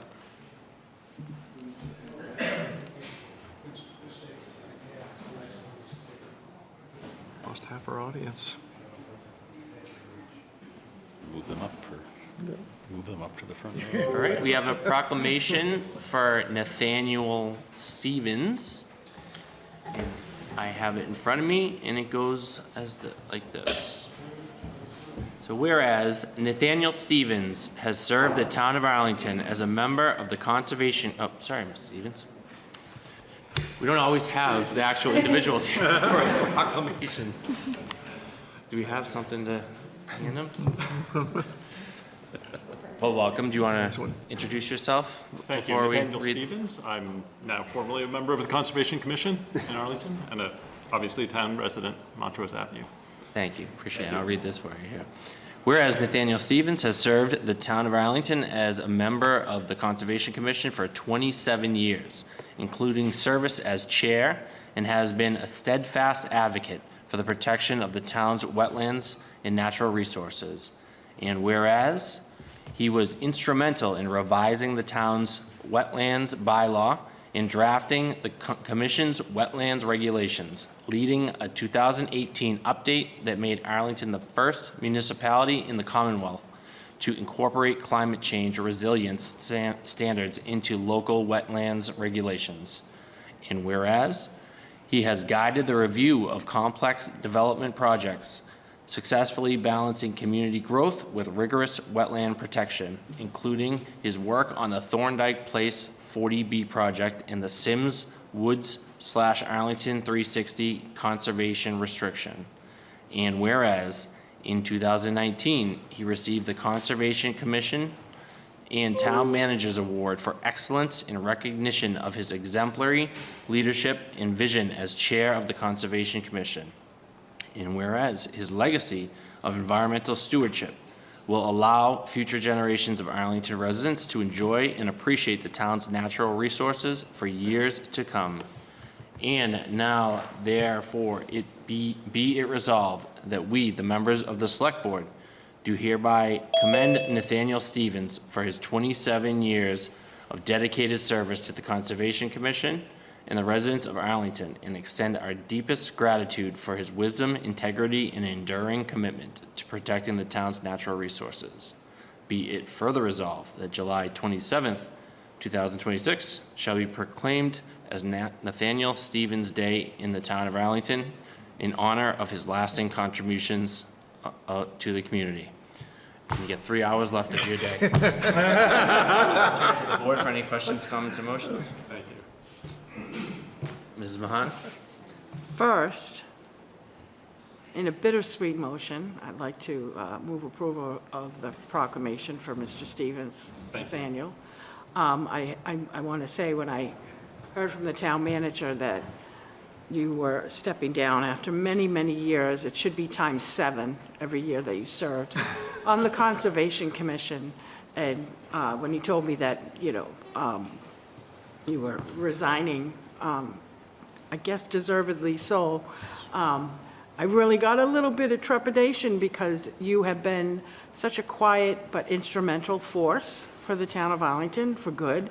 We just went through I don't know if you were back there during the MWRA and climate control and things like that. And I think a testament to your service as well as your knowledge, because I think you're a partner with McGregor Law, and I still follow you.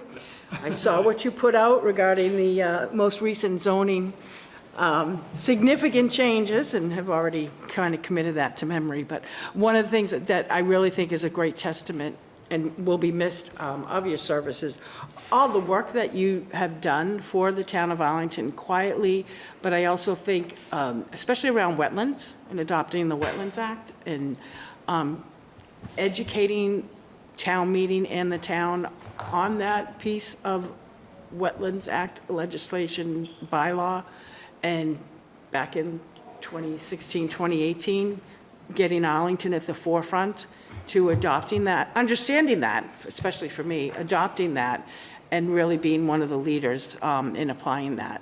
And that was because of you driving that, and you did it in such a quiet force. I really don't feel that you get the credit, but you don't do it for the credit. You do it because it's just innate, part of your core being.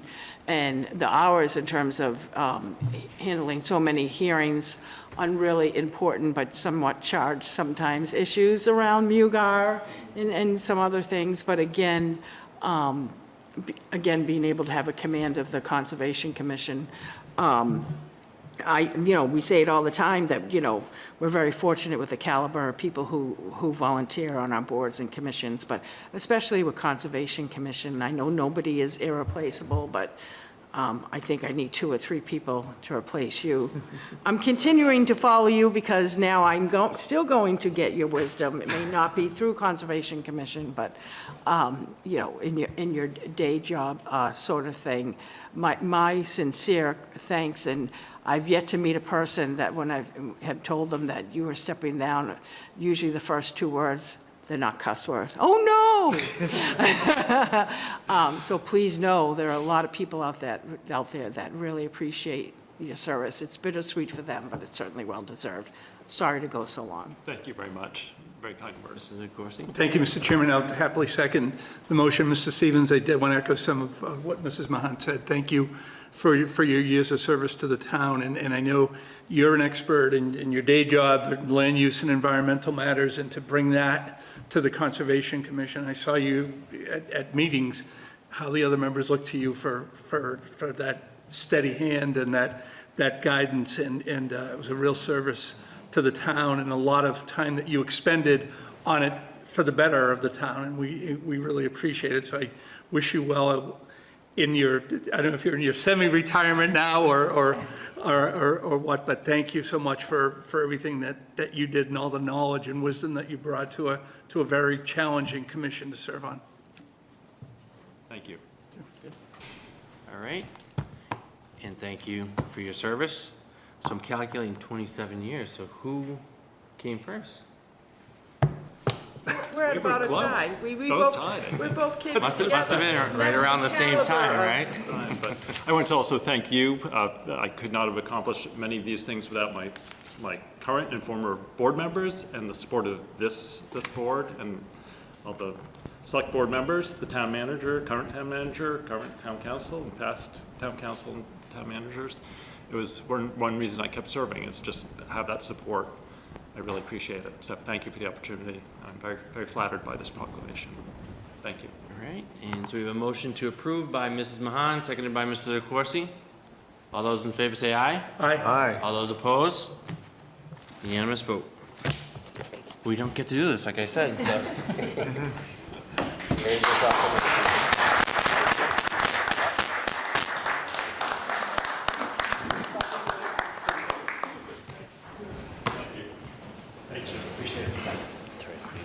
Miss you already.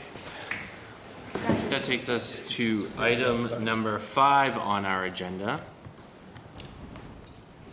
So I should ask, is Ms. August? Yeah. All right. So this is a proclamation for Laurie August, and I will read it. It says, whereas Laurie August has served the Arlington older adult community for 27 years as a COA social worker, and whereas her kindness and compassion positively impacted the lives of hundreds of Arlington residents, and whereas her empathy and patience were constant and a positive example to all her colleagues, and whereas her ability to listen and quietly lead have left a lasting impression on all who she worked with, and whereas she is now moving on to her next life chapter and will enjoy an extremely well-deserved and fulfilling retirement. And now therefore be it resolved that we, the members of the Select Board, do hereby proclaim July 30th, 2026 as Laurie August Day in the town of Arlington.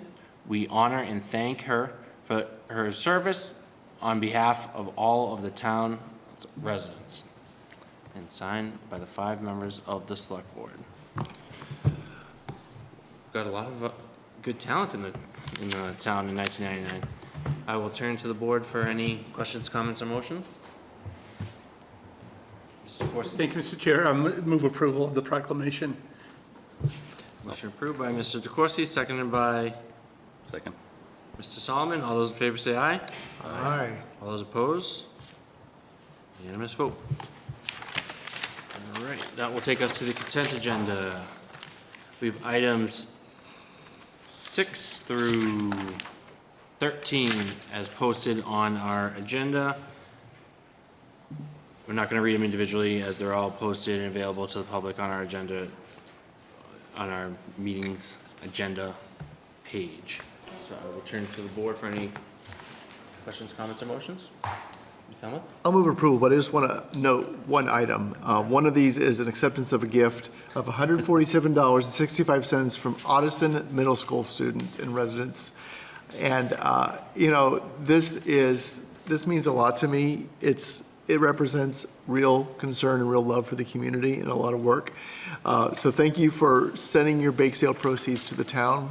I trust the town manager will use them to the best of his ability. The stated purpose of the gift is to enhance pedestrian safety in Arlington through the installation of pedestrian crossing flags at busy crosswalks in town. So I expect we can find a spot in the purchasing for those. Thank you. Thanks, kids. Mr. Solomon? Yes, and I will happily second it for the same reason. I'm fortunate enough each year to get to actually go to Civics Day at the Audison and talk to these kids, and they are bright, passionate kids that actually care about what happens in their community. And it's good to see that they follow through on their actions. I got emails from them after their projects. We're seeing this tonight. It's encouraging for the future. So. All right, we have a motion to approve the consent agenda by Mr. Helmuth, seconded by Mr. Solomon. All those in favor say aye. Aye. All those opposed? Unanimous vote. That takes us to item number 14 on our agenda. We have a public hearing for Eversource for a petition at Broadway. Is Ms. Duffy with us? Yes. Good evening, Ms. Duffy. How are you tonight? Good. If you could just introduce yourself for the record and just tell us a little bit about your application. Jacqueline Duffy, Eversource Energy, I'm dating myself. We would like to install approximately 200 feet conduit in Broadway, and the purpose of this work is to improve the system reliability in the area. Thank you. So this is a public hearing. If anybody in the chamber would like to speak on this item, please raise your hand now. If anyone in Zoom would like to speak, please use the Zoom raise hand function in Zoom. Seeing no hands raised. That will close public comment. I'll turn to the board. Mrs. Mahan. I'd like to move approval of Eversource's petition for Broadway. All right, do we have a second? Second. All right, we have a motion to approve by Mrs. Mahan, seconded by Mr. Helmuth. All those in favor say aye. Aye. All those opposed? Unanimous vote. That brings us to item number 15, a public hearing for Eversource petition for Dixon Avenue. Ms. Duffy? Jacqueline Duffy, Eversource Energy, would like to install a guy wire on pole 110/12 to support the infrastructure in the area. I was here, I think, 2 weeks ago for the other poles, and we missed this anchor guy. So that's why we're back tonight. Thank you. This is a public hearing. If any members in the chamber would like to speak on this petition, you can stand up now. If anyone in Zoom would like to speak, seeing no hands, I will close the public portion of this hearing. I'll turn to the board. Mrs. Mahan? I'd like to move approval of Eversource's petition for Dixon Ave. Second. All right, motion approved by Mrs. Mahan, seconded by Mr. Solomon. All those in favor say aye. Aye. Opposed? Unanimous vote. Thank you, Ms. Duffy. Thank you, everybody. Have a nice night. Good night. That brings us to appointments. Item number 17 on our agenda, ACAC Grants Committee, Kayla Murphy. Ms. Murphy, if you are in Zoom, if you can use the raise hand function and we can promote you. We don't see their hand raised at this time. Turn to the, all right, we'll go on to the next one. If we do see Ms. Murphy in the Zoom attendees, we'll go back to item number 17. Item number 18, Parking Advisory Committee, Andrew Brody. Mr. Brody? See no hands raised either. All right.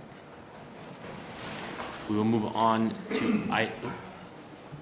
we have movement here? They're the next item. Okay. Item number 19, Cable Advisory Committee. Sandro Catanzaro. Close enough? Good evening, members of the board.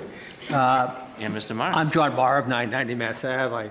I'm the chairman of your CRAC Cable Advisory Committee, and I have the pleasure of presenting for consideration for appointment of the committee, Mr. Sandro Catanzaro of Melvin Street.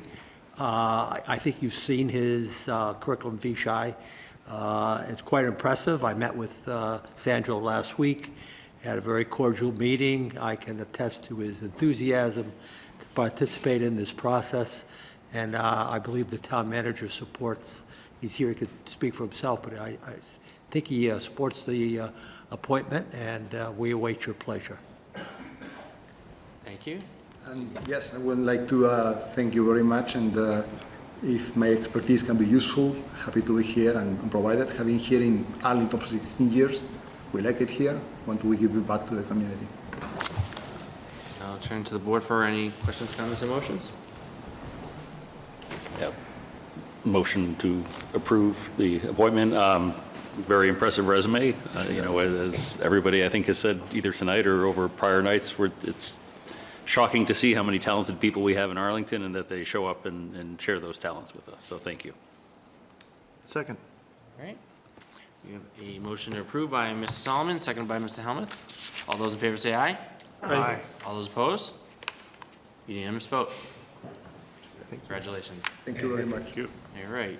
That will bring us to item number 20, cable license renewal process. Yes. Mr. Marr. Thank you for an opportunity Better to listen to address. this, Mr. Catanzaro. That's Yeah, I know you can, that's You your. can say that. Stay or? I thought I would You're part of the committee now, so this is your first official function. I just wanted to take this opportunity to briefly outline what the process is going forward.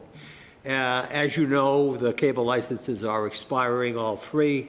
Comcast expired last month, Verizon in September, and, no, I'm sorry, Verizon in next March, and Astound RCN this coming September. Under the Cable Communication Policy Act of 1984, which is the federal enactment in Chapter 166A of the general laws, your board is the licensing authority.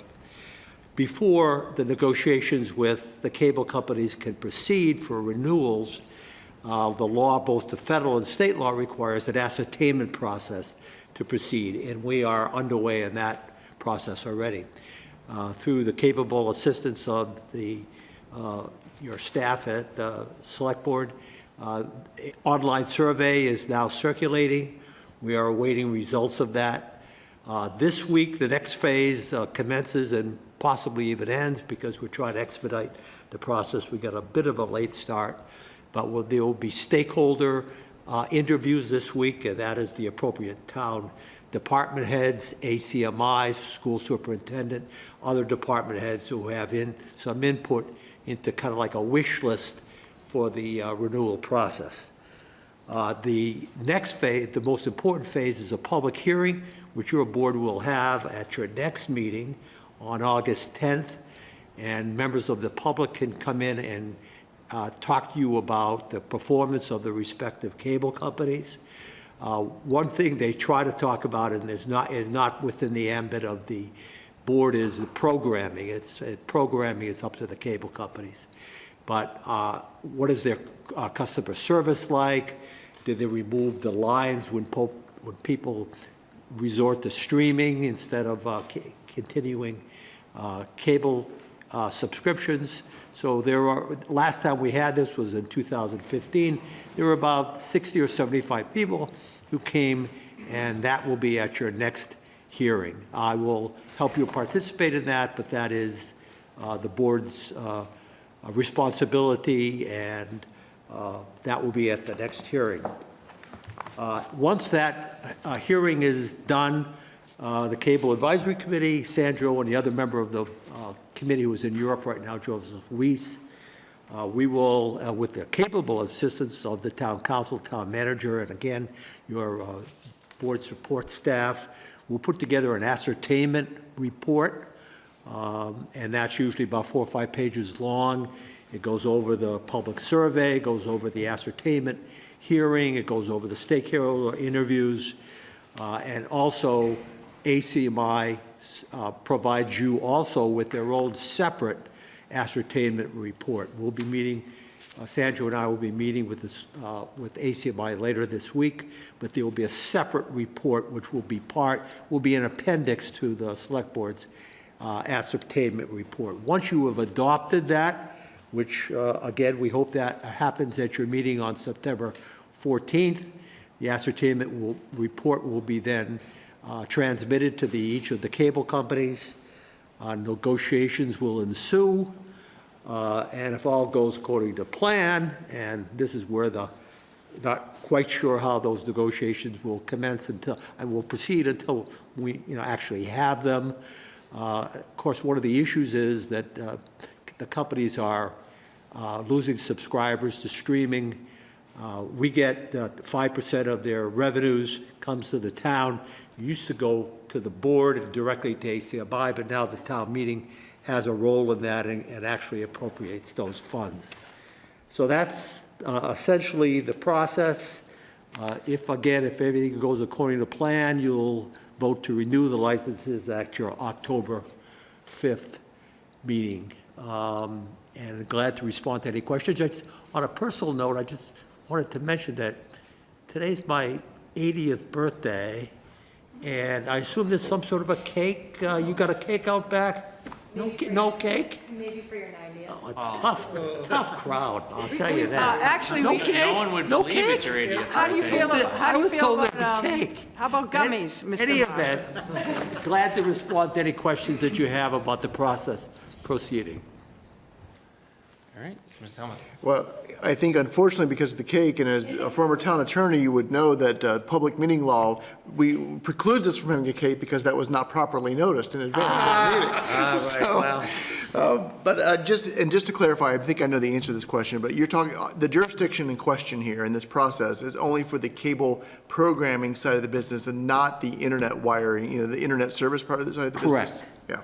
Correct. Yeah. We wish it were. We do Because then we indeed. could access the gross revenues from that, which are very considerable. We all wish that Congress would get their act together and update federal telecommunications law.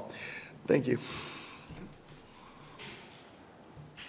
All right, thank you for the update. Okay. No motions. Our pleasure. Move on to the next We'll item. see you at your August next 10th. meeting. Happy birthday. Yeah, happy birthday. Happy birthday. Thank you very much. All right. So for approval, wine and malt and common victular transfer application, Rathapong Harikul, Samboom and Daughters, Inc., DBA Thai Sticky Rice.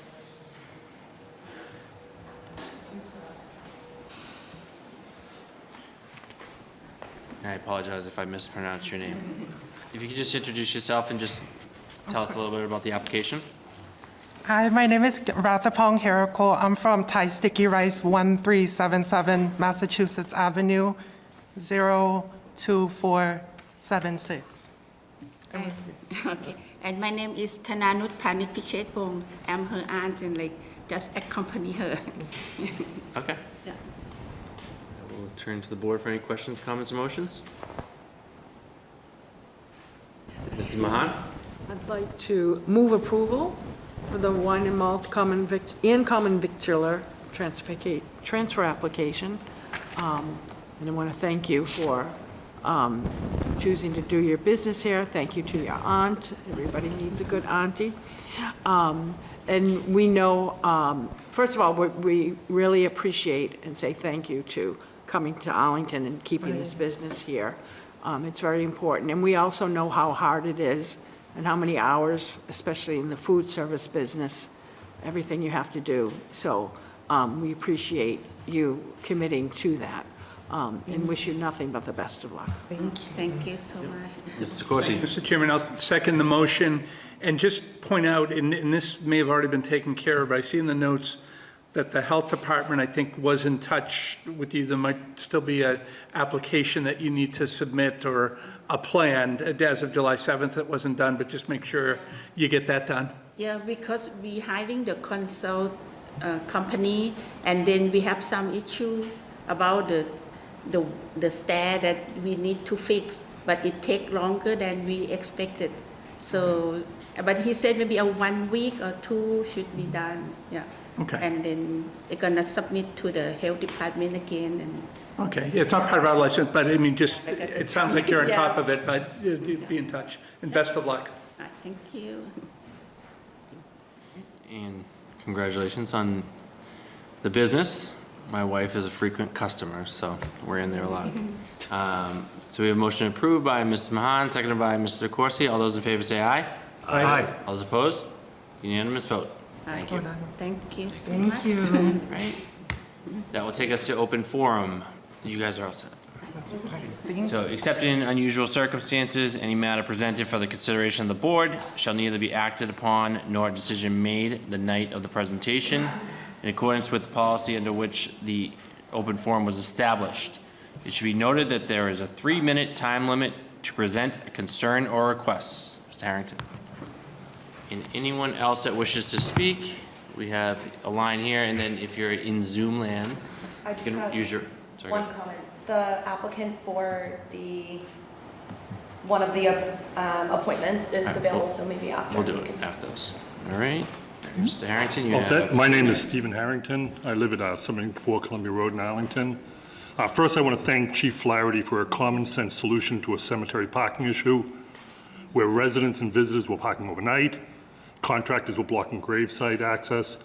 Her professionalism and de-escalation of the issue is a lesson for all of us and all of you. Tonight, I'm asking the town to stop requiring resident advocacy to pass through insider permission before elected town meeting members can reliably receive it, and that such advocacy enters into the public record as correspondence received alongside other related documents. Since COVID, Arlington Town Meeting has relied heavily on electronic communication. That changed the practical meaning of resident petition rights. In the old physical town meeting environment, residents could leave advocacy on the chairs of each member, petitioning representatives directly in writing. Today, leaving advocacy on the chairs is banned, and the meaningful channel became the town meeting email list and related town-controlled systems. These are town functions. The general public does not have direct access to that channel. Residents must find a town meeting member or official willing to submit or co-sign their advocacy.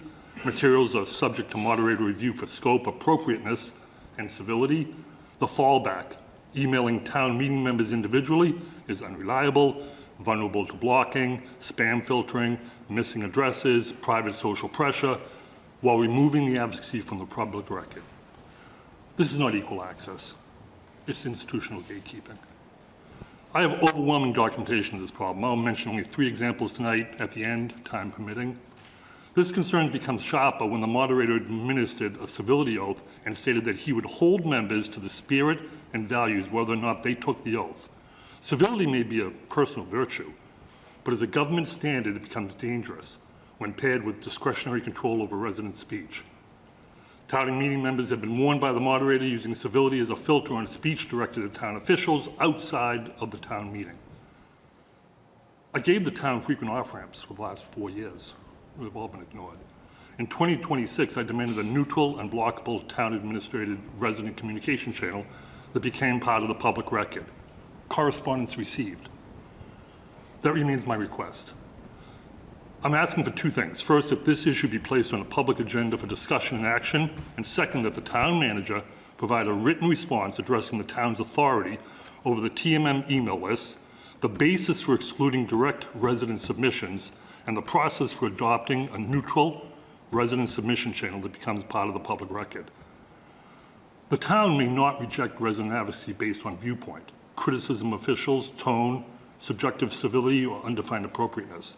The issue is whether Arlington may design a town-controlled communication system where residents need insider permission. I ask the board to fix that system. Thank you.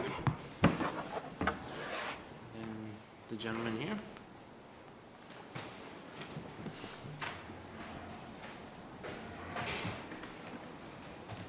Good evening. Just say your name and address for the record. Yeah, my name is Luke Piapilli. I'm a resident of Precinct 7, 66 Palmer. I'm here about the town's blanket overnight parking ban. and 4 changes I'm asking this board to make. My item is scheduled for your next meeting on the 10th, and I'll be back then to make the case in full, but I wanted to use public comment tonight to put the substance on the record and introduce it to you ahead of time. Why it matters to me. A family member was recently diagnosed with a terminal illness. My wife and I travel to her home regularly to care for her, ferry her to various doctor's appointments, and look after her 2 dogs on top of our own 2. Managing that depends on having 2 cars. It isn't a convenience. It's how we hold things together right now.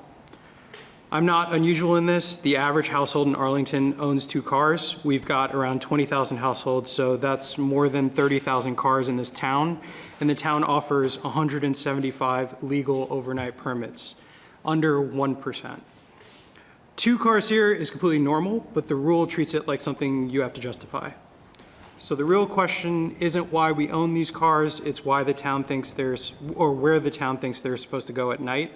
Our own zoning only requires 1 off-street space per home, and our master plan describes East Arlington as dense 2- and 3-family housing on the smallest lots in town, built back before people had cars. So a blanket ban ends up treating a single-family house with a 2-car garage up in Arlington Heights exactly the same as a 2-family sharing 1 driveway in East Arlington. Same rule, completely different reality. It lands the hardest on the oldest, densest, most renter-heavy streets and on the people with the fewest options. The permit that's supposed to be the way out doesn't really help. It's capped so low, it's basically a lottery, and when I called to apply, I was told it's already full with none available. It costs $365 a year, many times what neighboring towns charge, and you pay all at once, where Cambridge charges $25 per year, Boston charges nothing.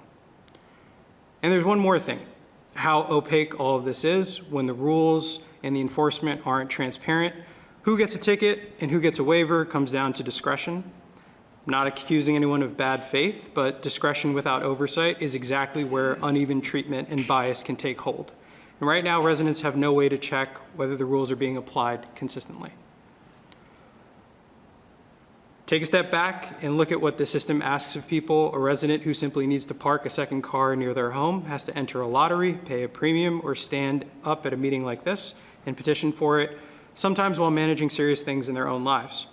Parking near your home shouldn't require any of that. For an ordinary need in a town where 2 cars is the norm, it should be a basic accommodation, not something you have to earn. So I'm asking you for 4 things. Raise the cap from 175 to around 1,900, which is about 10% of our households.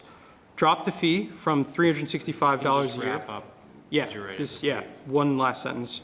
$365 a year to something more reasonable, like $25 to $100 a year. Publish the enforcement data and add some oversight so residents know that the rules are being applied fairly. And lastly, replace the blanket ban with something that actually fits each street the way bigger cities already do. Thank you. Thank you for your time. Thank you. Is there anyone in Zoom? Yes, there's one hand raised. All right. And there's no one else in the chamber that wants to speak in open forum? 2 hands? 2 hands. Okay. Now, there's a lot more. God bless you. No.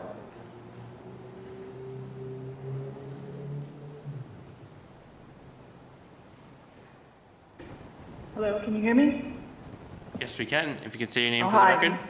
Yes, my name is Ann McDonald. I live at 24 Columbus Ave. I'm a resident of North Cambridge, not Arlington, but I'm in a butter to the Alewife Brook for more than 20 years, and I'm on the steering committee of Save the Alewife Brook and work along environmental advocates, many of your town residents and leaders.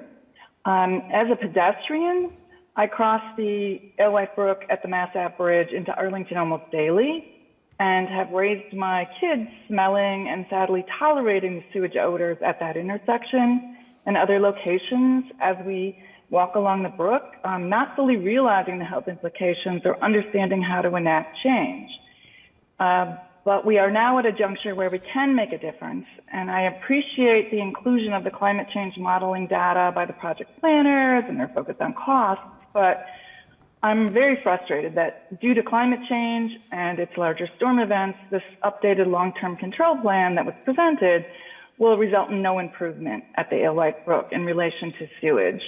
I'm also frustrated that this proposed plan doesn't address the public health concerns that you all heard about from various people associated with the raw sewage-laden water is flooding the Alewife Greenway path and the environmental justice communities along the brook. So I'm just here to say, please use your power as a key town along the Alewife to pressure the plan partners and Governor Healy to provide a plan that fully enacts the recent biodiversity conservation goals for Massachusetts. Please demand additional design options for the Alewife, showing specific phase sewer separation, conveyance, and green stormwater infrastructure to eliminate the CSOs beyond that proposed gray infrastructure tunnel tank, to protect the Alewife Brook ecosystem and the creatures and humans living nearby. Arlington currently bears the brunt of the Alewife flooding, but flooding maps show that many Cambridge and Somerville residents and properties are also in the Alewife floodplain. My yearly FEMA flood insurance bills are based on this modeling. As you probably all are aware, this is a regional issue that needs vision, innovation, and commitment now beyond the current proposed plan. So our children and this water body between our towns deserve better. Please, use the voice that you have. We will continue to do that at an advocacy and resident level, but we really need Arlington to make its voice heard. Thank you. Thank you. Promote the next person. Recording in progress.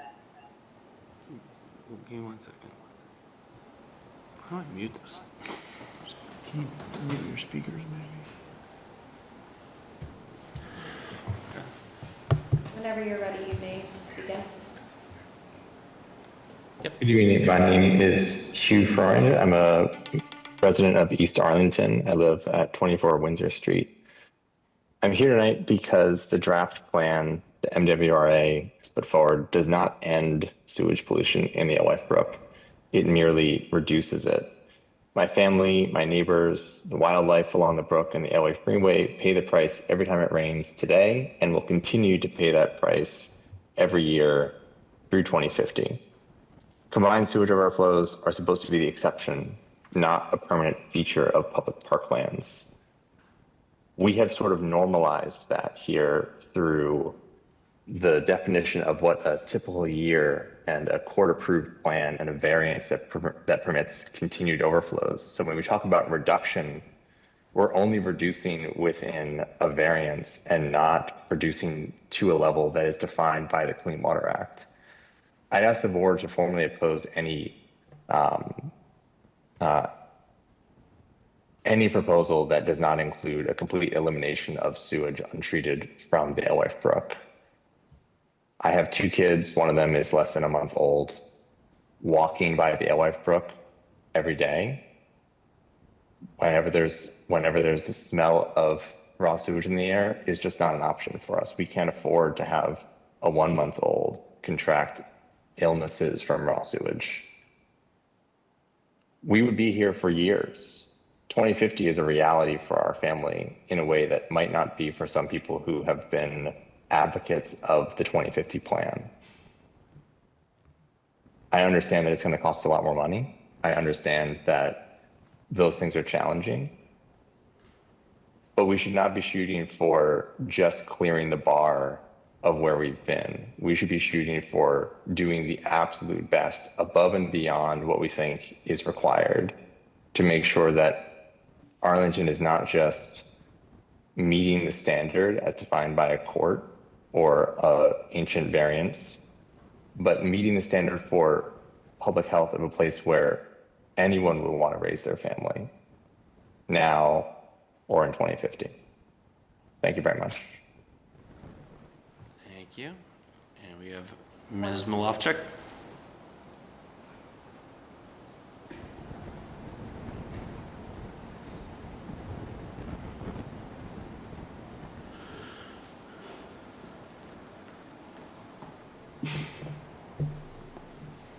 Ms. Malofchik, can you hear us?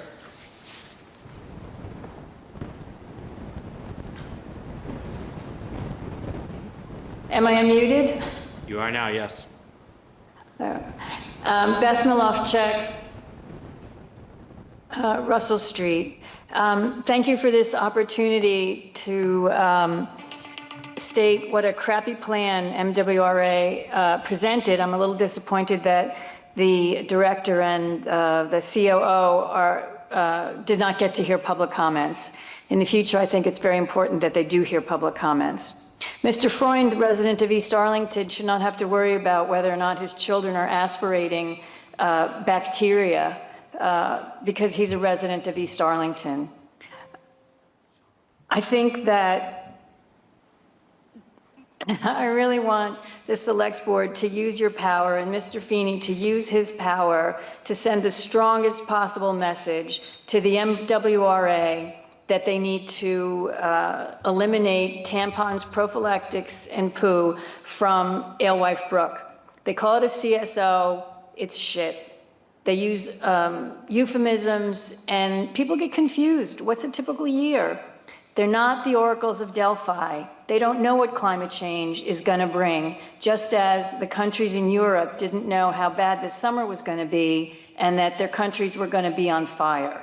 So I think it's really important to hold them to the obligations of the Boston Harbor cleanup court case, to close the CSOs as they are obligated to do.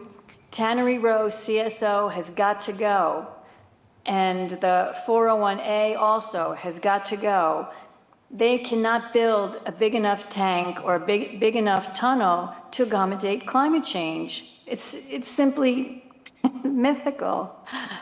So please use your power in the best way possible and tell the bureaucrats at MWRA that they need to do their job, appropriately evaluate the community plan that Save Alewife Brook has come up with. It's not exorbitantly expensive. Close the CSOs, end sewage pollution in the water bodies, and there are acres and acres of land at the Alewife T-stop. Where's the green infrastructure project that could be part of a good plan to filter the stormwater? They're doing too little. They're trying to maintain the status quo. And as a resident of Arlington, I prevail upon you, my elected representatives, and Mr. Feeney, who has a lot of power, thanks to the 2014 update to the Town Manager Act. Tell MWRA their plan is not good enough. Please invite Kristen Anderson to present her community plan before you so the public can hear about it. They came up with solutions. She has impressive people on her board. We need to hear from them. Thank you very much. I appreciate the opportunity to speak to you. Thank you. And I am going to assume that Ms. Murphy is here for her appointment and not open forum, but if it's different, I'll give her 3 minutes to speak. So we're going to close open forum and we're going to circle back to item number 17. This is an appointment for Kayla Murphy for the ACAC Grants Committee. Good evening, Ms. Murphy. If you could just introduce yourself and tell us a little bit about your interests in the ACAC Grants Committee. Absolutely. And first off, thank you so much for taking me after. I apologize for missing my original appointment. So thank you for following up. I am just super excited to join and see how I can help. I've sat in on a couple of the meetings and we've had somebody leave. So I know that they're looking for people and I'm just excited. As I had said in my letter of intent, I used to work at the Artful Heart. My fiance's mom owned that. So loved working with the artists of Arlington directly in that way. But I think it would be fun to really just get to enjoy not having to do the marketing part of it and really just help artists get the materials they need, the grants that they need, and just kind of get involved in the community in general a little bit more than I have been since growing up and aging out of schooling. It's, as an adult, just getting in more involved. So that's my main hope. Thank you. Turn to the board for any questions, comments, or motions. Ms. Helmuth? Kayla, thank you very much for your passion for the arts, for your contributions to the community. I'm very, very happy to move approval. I think you've stated really perfectly what we like to hear from somebody, why you want to serve, and I wish you the best. Thank you. Motion to approve by Mr. Helmuth, Seconded by? Second. Any more questions, comments, motions? All right, we have a motion to approve, seconded by Mr. Solomon. All those in favor say aye. Aye. All those opposed? Unanimous vote. Thank you. Thank you. Thank you all. I'll give Mr. Brody last call at the end of the meeting. All right, so that, as we jump all around the agenda today, that will bring us to item number 22, water usage customer portal. Mr. Feeney and Mr. Rademacher. Thank you for sticking in with us. Excited. I thought the whole place was here to learn about the water.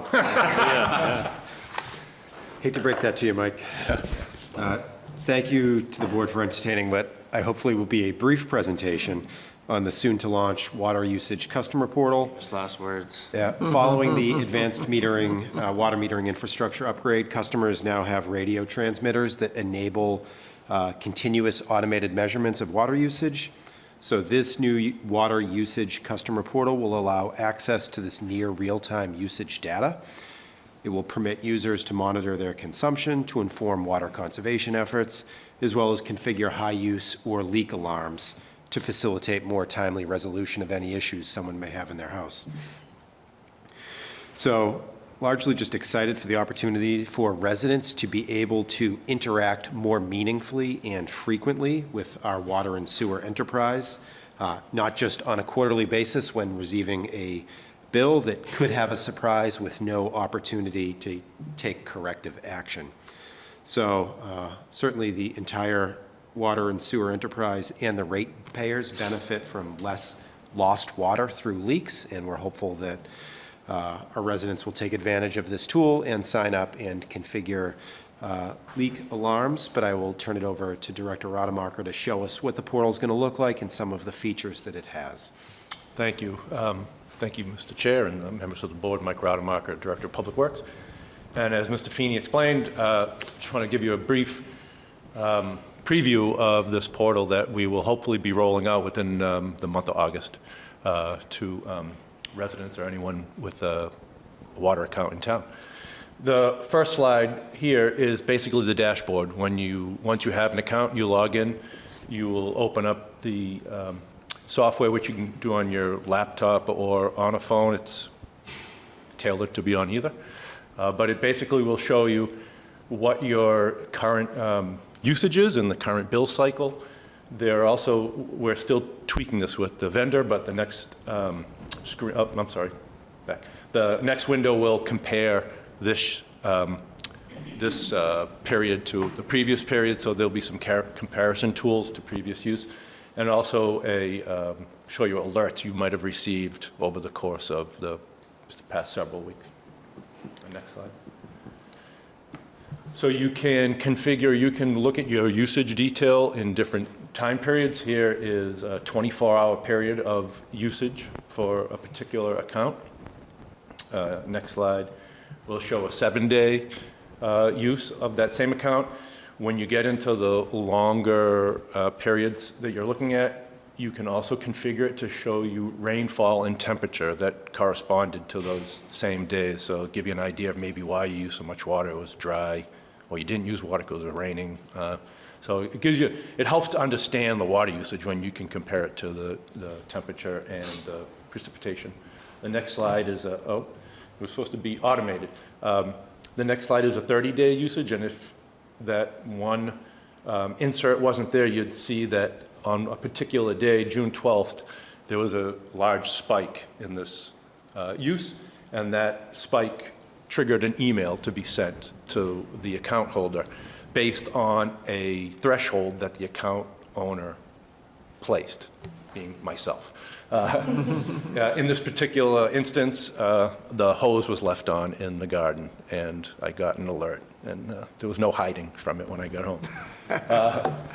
As we go through this, you'll see there are different alerts you can set as you get through the software. The next slide is a 12-month usage window, and then the next slide just indicates that you can set any time frame that you want from one month, year to another month and year if you want to compare this June to last June, so forth and so on.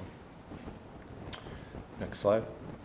Again, this is just another window of the software. It allows you to name your meter. So when you get emails, mine is called King Neptune. It tells you how much water you're using today in this billing cycle, and it allows you to set some of your parameters here as well. The next slide, settings. This is where you would set different features. This particular slide is for usage alerts. So you can set an alert when you exceed a certain usage for a billing cycle or a given day, a multi-day alert, or if you're on vacation, you can set a time frame that if you use any amount of water within a certain time frame, you would get an alert helpful. If you're away, you see usage, call your neighbor. Hopefully you can divert a disaster. You can set it to send alerts to several people. So yourself, you can add multiple folks who would receive indication that you've exceeded a threshold. Next slide. You can set how you want to see the data. And we are setting it so that it's defaulting to cubic feet, because that's how our bills are. But if folks want to see it in gallons, they can change that as well. Temperature, rainfall amounts are all configurable here. So that's basically a very quick overview of this. We hope to work a few more kinks out of the system in the next few days, and hope to launch, like I said, in the month of August. Thank you. Board for any questions? Ms. Helmut. First of all, I want to admire your knowledge of Roman mythology and the naming of your water meter, and I'm excited to figure out a name for mine. This is a great idea. When I saw those materials over the weekend, I know that you are acutely aware, but we are too as board members, that the incidence of people getting surprisingly large bills due to leaks they didn't know about is much higher than we'd like it to be. And this will be a great tool to empower residents to stay on top of that and prevent at least a subset of that. So thank you for doing this. Sure, thank you. Thank you, Mr. Chair. Thank you, Mr. Rademacher, for staying here. I know the crowd isn't as big as a beginning of the meeting, but I agree with Mr. Helmut. I mean, this is great, just to being able to choose the units too, like how many gallons you're using as opposed to the cubic feet. And once this is rolled out, will you sign in by meter or by account? I'm just wondering, I guess a question, you only have access to your account information, is that correct? Correct. You will, we will post a website where you will sign in to create an account, but you essentially will link to your water account. Okay. So you'll need information that's on your water bill and your water account in order to create access to the portal. Okay, thank you. Yep. Mrs. Mahan? You know, I love this stuff, King Neptune. You say you're going to do the outreach this summer, so we're in July right now. What I want to know is, so I have in my head, because I'd like to do my one blast right away, are you anticipating August, September, October? I truly hope that we'll be rolling this out in August. So the next water bill that went out had a little blurb in it saying that this was coming, so it's to expect it in the near future. And then we'll work with the manager's office and the communication officer to post something on the website and put out a blast to really kick this off. And we'll have information on how to sign up and the intricacies of the portal. Yeah. And will you have something you and the manager are dealing with right now that someone signs onto this portal, they notice irregular water usage, they can't figure out, it's not a hose, it's not an outdoor sprinkler, it's something else, and if they just got this big water bill. Right now, when people contact me, and I'm in the middle of one of those scenarios right now, I told them to go on to the town website, to the request answer feature and et cetera, but will there be something tied into this that once you go through this, you sign up, you notice irregular water usage, you can't figure out what it is, will there be a different step moving forward to say, still can't figure out why your bill's so high, here's how you notify the town so we can make some suggestions to you, or, you know what I'm saying? Like, right Sure. now, what I'm dealing with that I've Yeah. already put in you guys' lap. I think a lot of those issues stem from the fact that there is no data in between bills for residents. They will get a bill, and at that point, the water is used, or the time has passed, and it's difficult to sometimes backtrack. And often, the issue is folks' meters aren't registering, or there's some issue where we're not getting the data and we're estimating bills, and a lot of estimated bills go on for a long period of time, and then when we finally get to the bottom of it, that a large bill is created. So if, similar to the bill where our bills say if you see zero use or your account is estimated, please contact the water department, this will also show zero use for those accounts. So if someone logs into this portal and they see zero use on the portal, there'll be a notification saying, please contact the town immediately. And hopefully we'll catch these issues, before 3 months goes by. We'll catch them more frequently and reduce the amount of surprise bills. So then, if one of us get contacted on the board, as we all have in the past, just continue with telling them to go through this portal or to go to the DPW website, because you know how there's a feature there, and I try to direct people there, but I'm wondering if they can just go straight from here. I think that if folks have an issue with their bill, they'll still want to call DPW directly. Okay, thank you. Does it just do email as the alert? Or does it do like text messages? I or- believe it's just an email. Okay. And in terms of the data here, sort of an interesting thing would be to understand what usage is before people have an understanding of their usage, and then almost see if it has an impact on that. Or is there a way for people who are really interested to download a lot of their data and to look at it over time, or is it really just a one-time? I'm not sure I understand the question.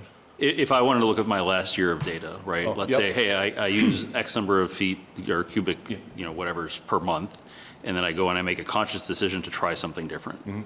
Can I go download all of my data and see whether or not that worked if I was interested in conserving water? You can go back, I think there's maybe a year or two of data in the system that you can access on the Okay, portal. just on the So dashboard? On the dashboard, you can set, you want to see your usage from a certain time period to a time period, and Okay. you can go back in time and look to see. Will what that be your usage- live when this system Yes. goes live? So that's the starting date of having the data? No, the data is being collected currently. Even though we'll roll this out in August, you'll still be able to go back and look at previous data in the Okay. system. And back to whenever the new meter was put in, essentially? The new reading system was put in, which was a couple of years. Oh, okay, Yeah. all right, cool, thank you. Thank you. I'm excited about this. I walked out in my house about a week ago and the hose was spurting out of a little pinhole, but I have no idea how long it was like that, so it's good to know. And I'm sure this will be a good mechanism to capture those last few meters that are outstanding because they won't have access to the platform for this. So, Yes, exactly. Yep. all right. Did he have a Mr. Feeney, do you have a comment? Yeah, I just wanted to reiterate to Ms. Mahan's question earlier that, and we did beta testing of this platform with pretty much every town staff member that was a resident to try to identify some of the issues, whether there was another meter number showing up. But one of the first things we realized, like, if someone logs in and sees a zero, that's not a good thing, right? That means we're not collecting data from your meter, and that means that your bills have been estimated. And the best way to avoid a large catch-up bill from an actual reading from your water meter that dictates how much water you should have been billed for is try out this tool. If you see a zero there and you know you've used water, that is likely an error. That means the automatic meter reading infrastructure is not sending a signal, so we don't actually know, and we've been estimating it based on historical usage. But if you have changed your usage patterns, that may not be entirely accurate, and it could lead to some of the catch-up bills that we've been seeing for folks who haven't been heeding the warning to follow up on estimated bills. So thank you. So that doesn't mean that they get free water? Nope. Okay. All right. John, I'm sorry, one more thing, but I think this might be important. You've probably anticipated this, but the way our invoice cloud online is currently configured, you can access anybody's water bill by just putting their name or their address. And when you said to sign up for this account monitoring system, you're going to need information in the water bill, do we have a security mechanism in place to prevent me from signing up to look at King Neptune? I'm not sure that there is, but there's nothing to prevent you from looking at someone's water bill. That's right. Currently. Yeah. So, but I'm thinking in terms of, that's one thing, but I think that this daily monitoring and usage deserves some scrutiny for some security controls. I would not want to be able to, just let anybody claim an account because they're curious about the granular details of a neighbor's usage. So I think I had a previous conversation with the town manager about this. I know that some communities using Invoice Cloud require you to know an account number, which is a convenience trade-off for sure. I mean, I do like going to the website to see my water bill without having to know my account number. I just put my name in. But I had a neighbor say to me, a couple years ago, like, well, yeah, I could go see your water bill too. It's public information, it's public record. So it's not like we're doing anything wrong, but I think we should give this a second look. This is just me speaking. So, just, I guess at this point, advice to consider that, given that we're about to enable much more granular and personal data, daily usage data. So something about. Sure, I'll look to see if there's any additional security feature. All right.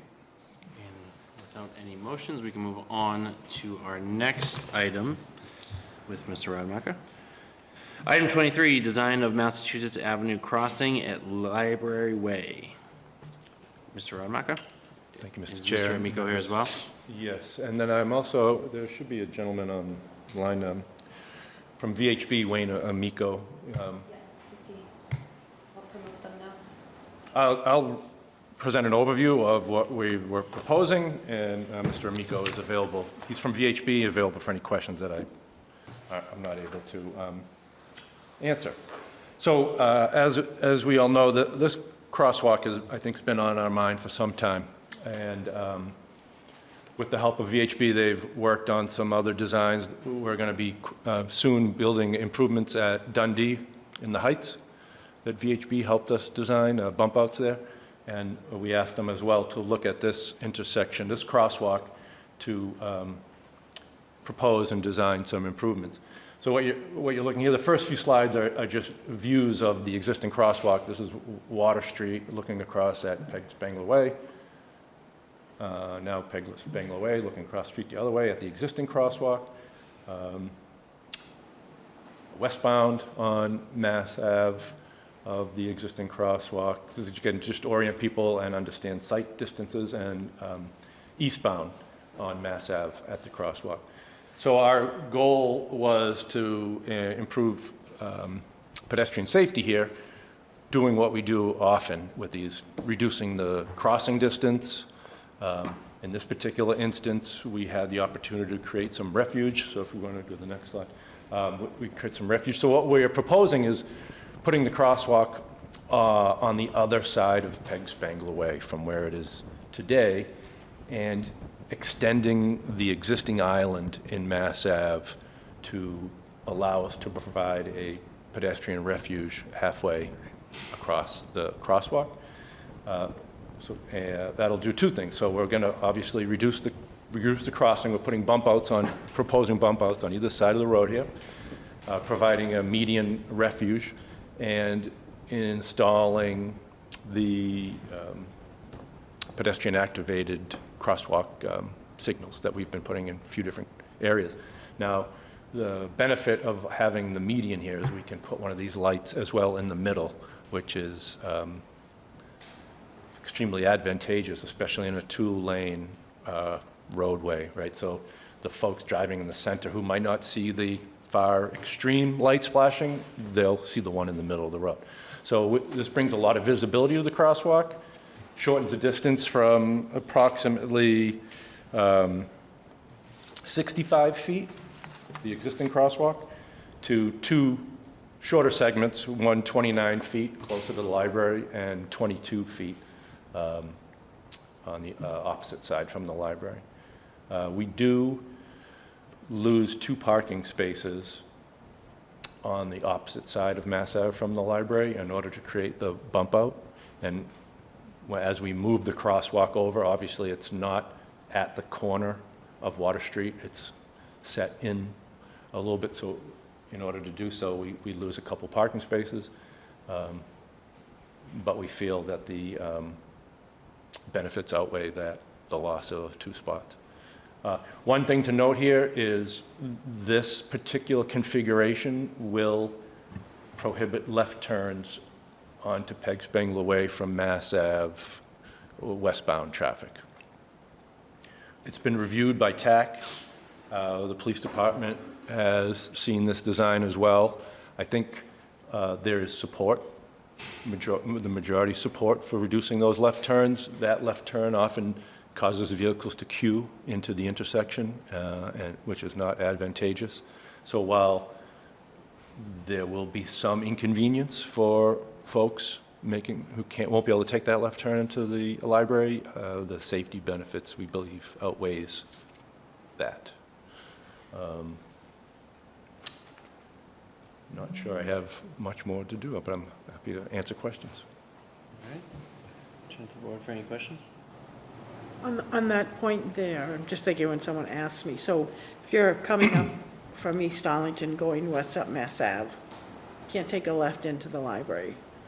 I'm not going to tell them to take a right on Water Street and turn around in a driveway because you can't come out and take a left or go across. I'm not being sarcastic. Yeah. So what do I say to people who say, you know, I'm coming from Yeah. East Arlington, what are you telling me to do? Bang a UE in front of front of Town Hall, which I don't want them to do. Am I telling them to go down, take a right on Central, a left on Bacon, a left on Mill, a left on Mass Ave, and then a right on Library? One option is to left onto Pleasant Academy and come around the Civic Block in that fashion. That's the first one that came to mind for me. I'm sure there's another loop you could do on the other side of Mass Ave to turn around as well. Okay. I think that would be the shortest And route. then, again, not a sarcastic question. In terms of the construction and actually doing this, knowing the construction on Pleasant Street and knowing I think I think the manager informed me we're starting on Academy Street doing the temporary fire water hookups and things like that. When do you anticipate that this is going to happen, will be done, so that if and when I do tell people, if you're coming up Mass Ave, going west on Mass Ave, take a left on Pleasant, and then do Maple Academy, you know? Sure. We have funding in place. We don't have a specific contract for this. We will look to build this with an existing sidewalk contract we have for other work in town. So if that contractor has capacity, we would look to do this later in the summer, more likely fall, late fall. I think with that timeline, the bulk of the congestion will be done on Academy, and the water work will be far enough away from the intersection that I don't believe it would be a problem. We can time that to make sure that's the case. Okay. And whatever it is, it is. Thank you. That's it. Thank you, Mr. Chairman. Thank you, Mr. Rademacher. A question, you had mentioned no left turn from Mass Ave into the library, but what about when you're leaving the library with the median extended? Are you still contemplating you can take a left from Peg Spangler Way up Mass Ave towards the high school? I think that turn is prohibited. Yeah. It's already prohibited? Yeah, Okay, right. so It's fine. currently only Okay, turn, all right. Yep. And then a question on the with the bump out right there to the right, does the MBTA bus stop have to be moved a little bit? We are working with the MBTA right now. They had some designs. They were looking at this intersection. I believe this design has been sent to them for consideration as well, so we are working in cooperation with the MBTA to make sure that we... Okay, and then as far as this presentation, are you looking for any action from the board tonight, or is this just a presentation on what you have planned? I believe it's mostly informational, Okay. get comment. We don't have it listed for a vote. There's no vote. It effectively is a traffic rule and order in a way by eliminating that left turn. So we wanted to be sure that the board had the opportunity to see it, raise any concerns before we proceeded to final design and assigned a contract to a contractor to build it. Thank you.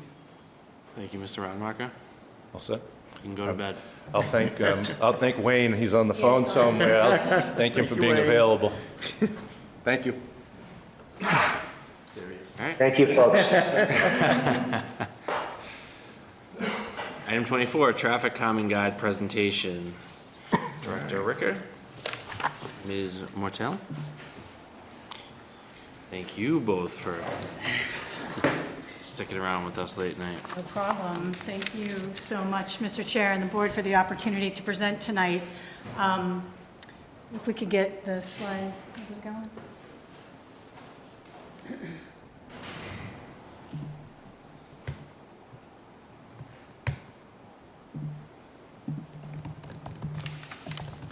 All right, great. Okay.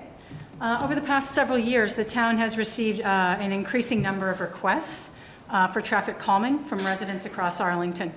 While we've implemented successful projects in a number of neighborhoods, we've often evaluated these requests on a case-by-case basis with no formal framework.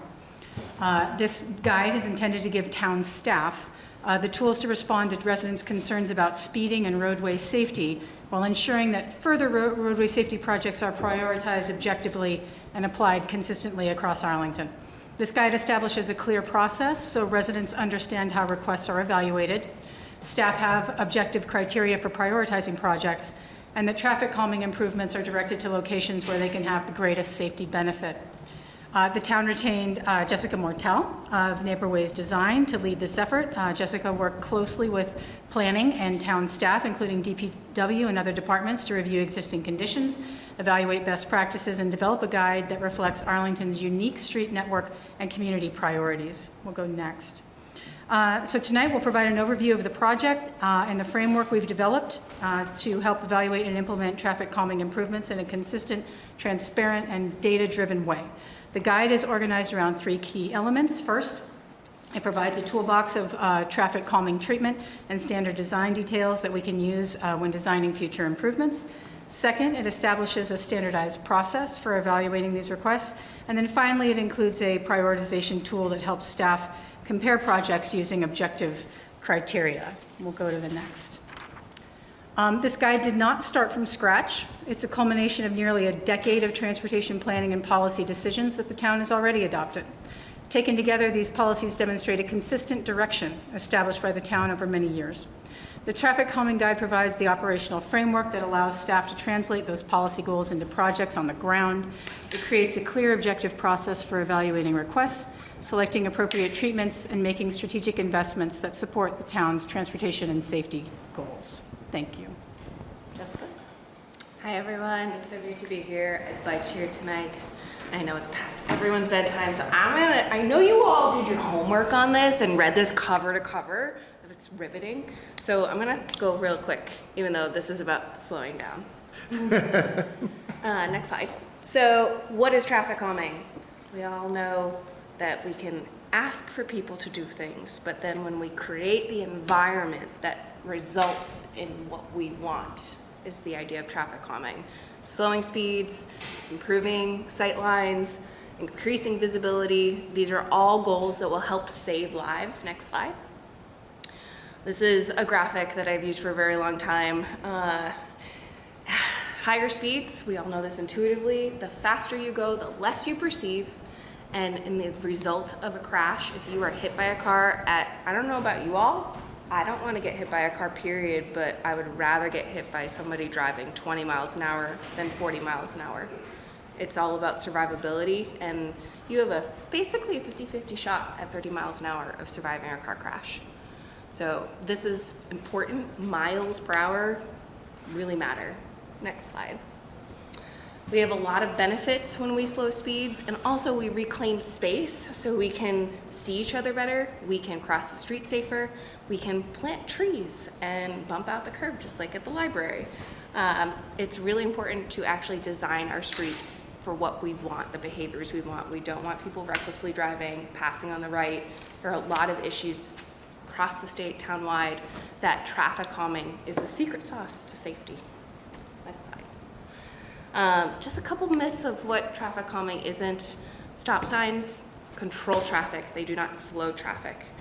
Speed limit signs do not slow traffic. They tell you what to do, but they don't physically change the environment. We've studied this up in Salem. It's across the board. We need physical changes, next slide, to our environment. And I like to make a little joke about my cat. If the bunnies could stay out of my garden and he could police it 24/7, that would be great. But if I built fences that actually changed how the bunnies access my garden, then he doesn't need to be on duty. So that's really what we're trying to do with police is we can't physically enforce 24/7 all of our streets. We need to change the environment. Next slide.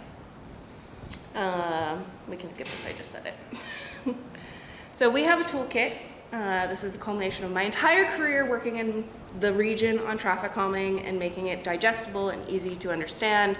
All of these tools on the left are in the guide. Hopefully you've read them. Next slide. There are additional tools we did not cover in full length that all of the engineers and, the planners in the room will love to geek out on. And there's important education campaigns, PR campaigns, placemaking, branding. There's a lot of different strategies. So this is not a one size fits all. This is some of the standard tools, standard details that engineers can apply to our streets.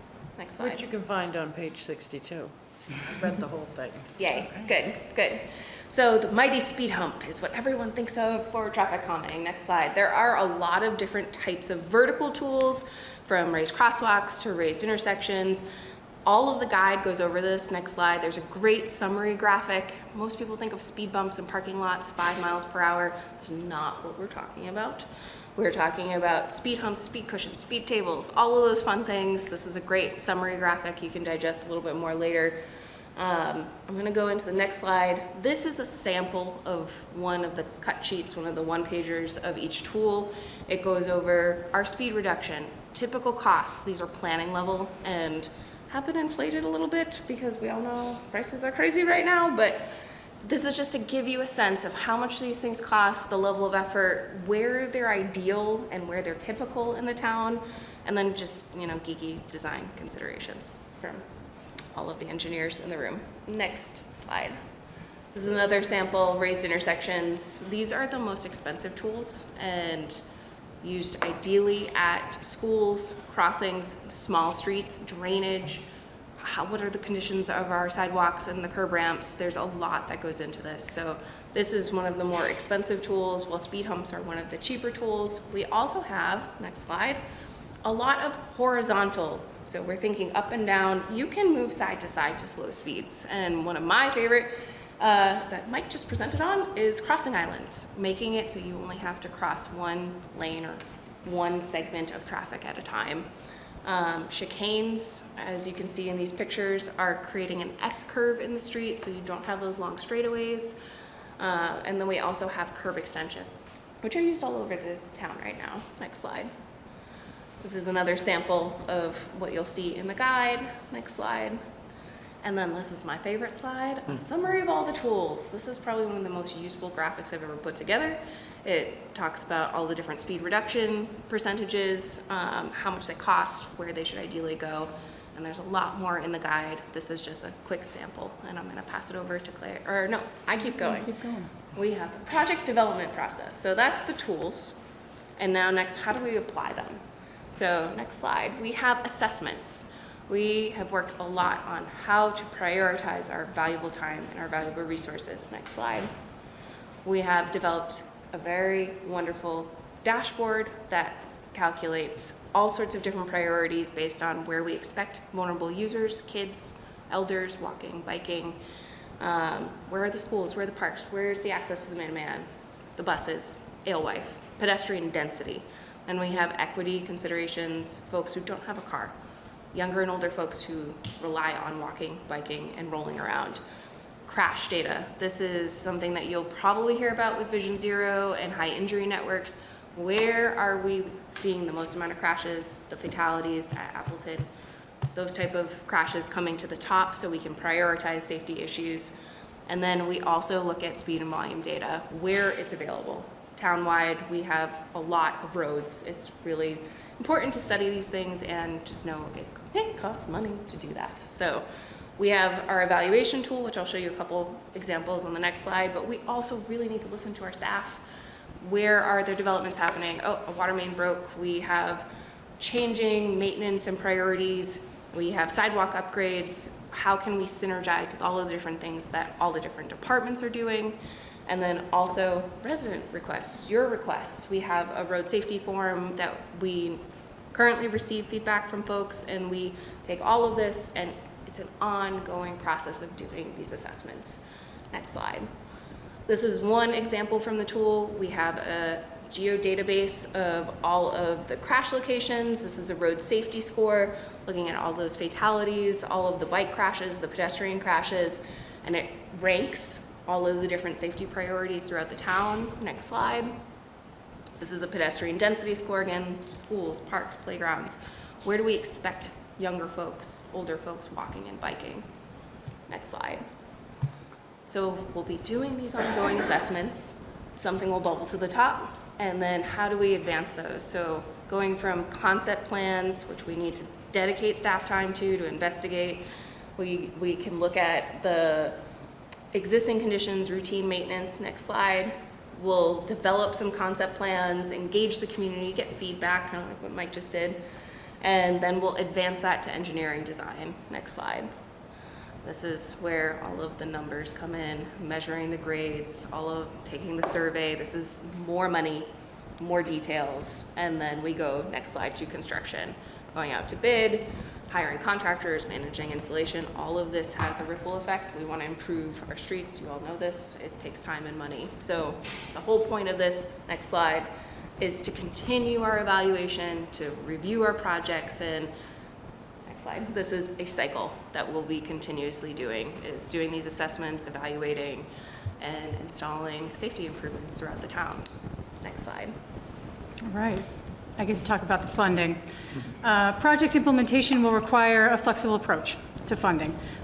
There is not one single funding source generally for these types of improvements, so we will attempt to leverage a variety of opportunities as they arise. These calming projects can be supported through the town's annual budget process. We can allow staff to identify and advance priority locations through the regular capital and potentially operating budget discussions. Many opportunities will also occur as part of larger transportation investments, including new capital construction projects and corridor redesign, where traffic calming elements can be incorporated into the overall project design. We also regularly pursue grant opportunities such as MassWorks, Shared Streets and Spaces, and Community Connections that support roadway safety, multimodal transportation, and infrastructure improvements. And then we can commit to coordinating traffic calming features with routine maintenance and utility work. When streets are already scheduled for improvements, the town can look for opportunities to incorporate traffic calming efficiently and cost effectively. The goal is to create a proactive approach where traffic calming becomes an integrated part of how the town plans, designs, and maintains our transportation network. We can go to the next. As the board is aware, there are legal limitations on the use of public funds for improvements on private ways. The town cannot use public funds to construct traffic calming improvements or other roadway modifications on privately owned streets. Town staff are available, however, this does not prevent residents of private ways from pursuing traffic calming improvements if they choose to fund those projects independently. Town staff are available to provide guidance during the planning process. Residents considering a privately funded traffic calming project should coordinate with planning to discuss potential approaches, to understand requirements, and to ensure that proposed designs are consistent with transportation engineering practices and don't create any unintended safety issues. We can go to the next. Great. Quick build projects are most appropriate where a future roadway reconstruction project is already anticipated. At the same time, quick build projects are not without challenges because they're typically constructed with temporary materials. They require ongoing maintenance and have operational impacts that staff must consider. These include seasonal installation and removal, storage of materials, more frequent maintenance, and coordination with routine town operations such as snow and ice removal and emergency vehicle access. So quick build treatments are one tool within the town's broader traffic calming toolbox. Staff will evaluate when they're appropriate based on a specific location, available resources, operational considerations, and long-term plans for the roadway. We can go to the last. This is our last slide.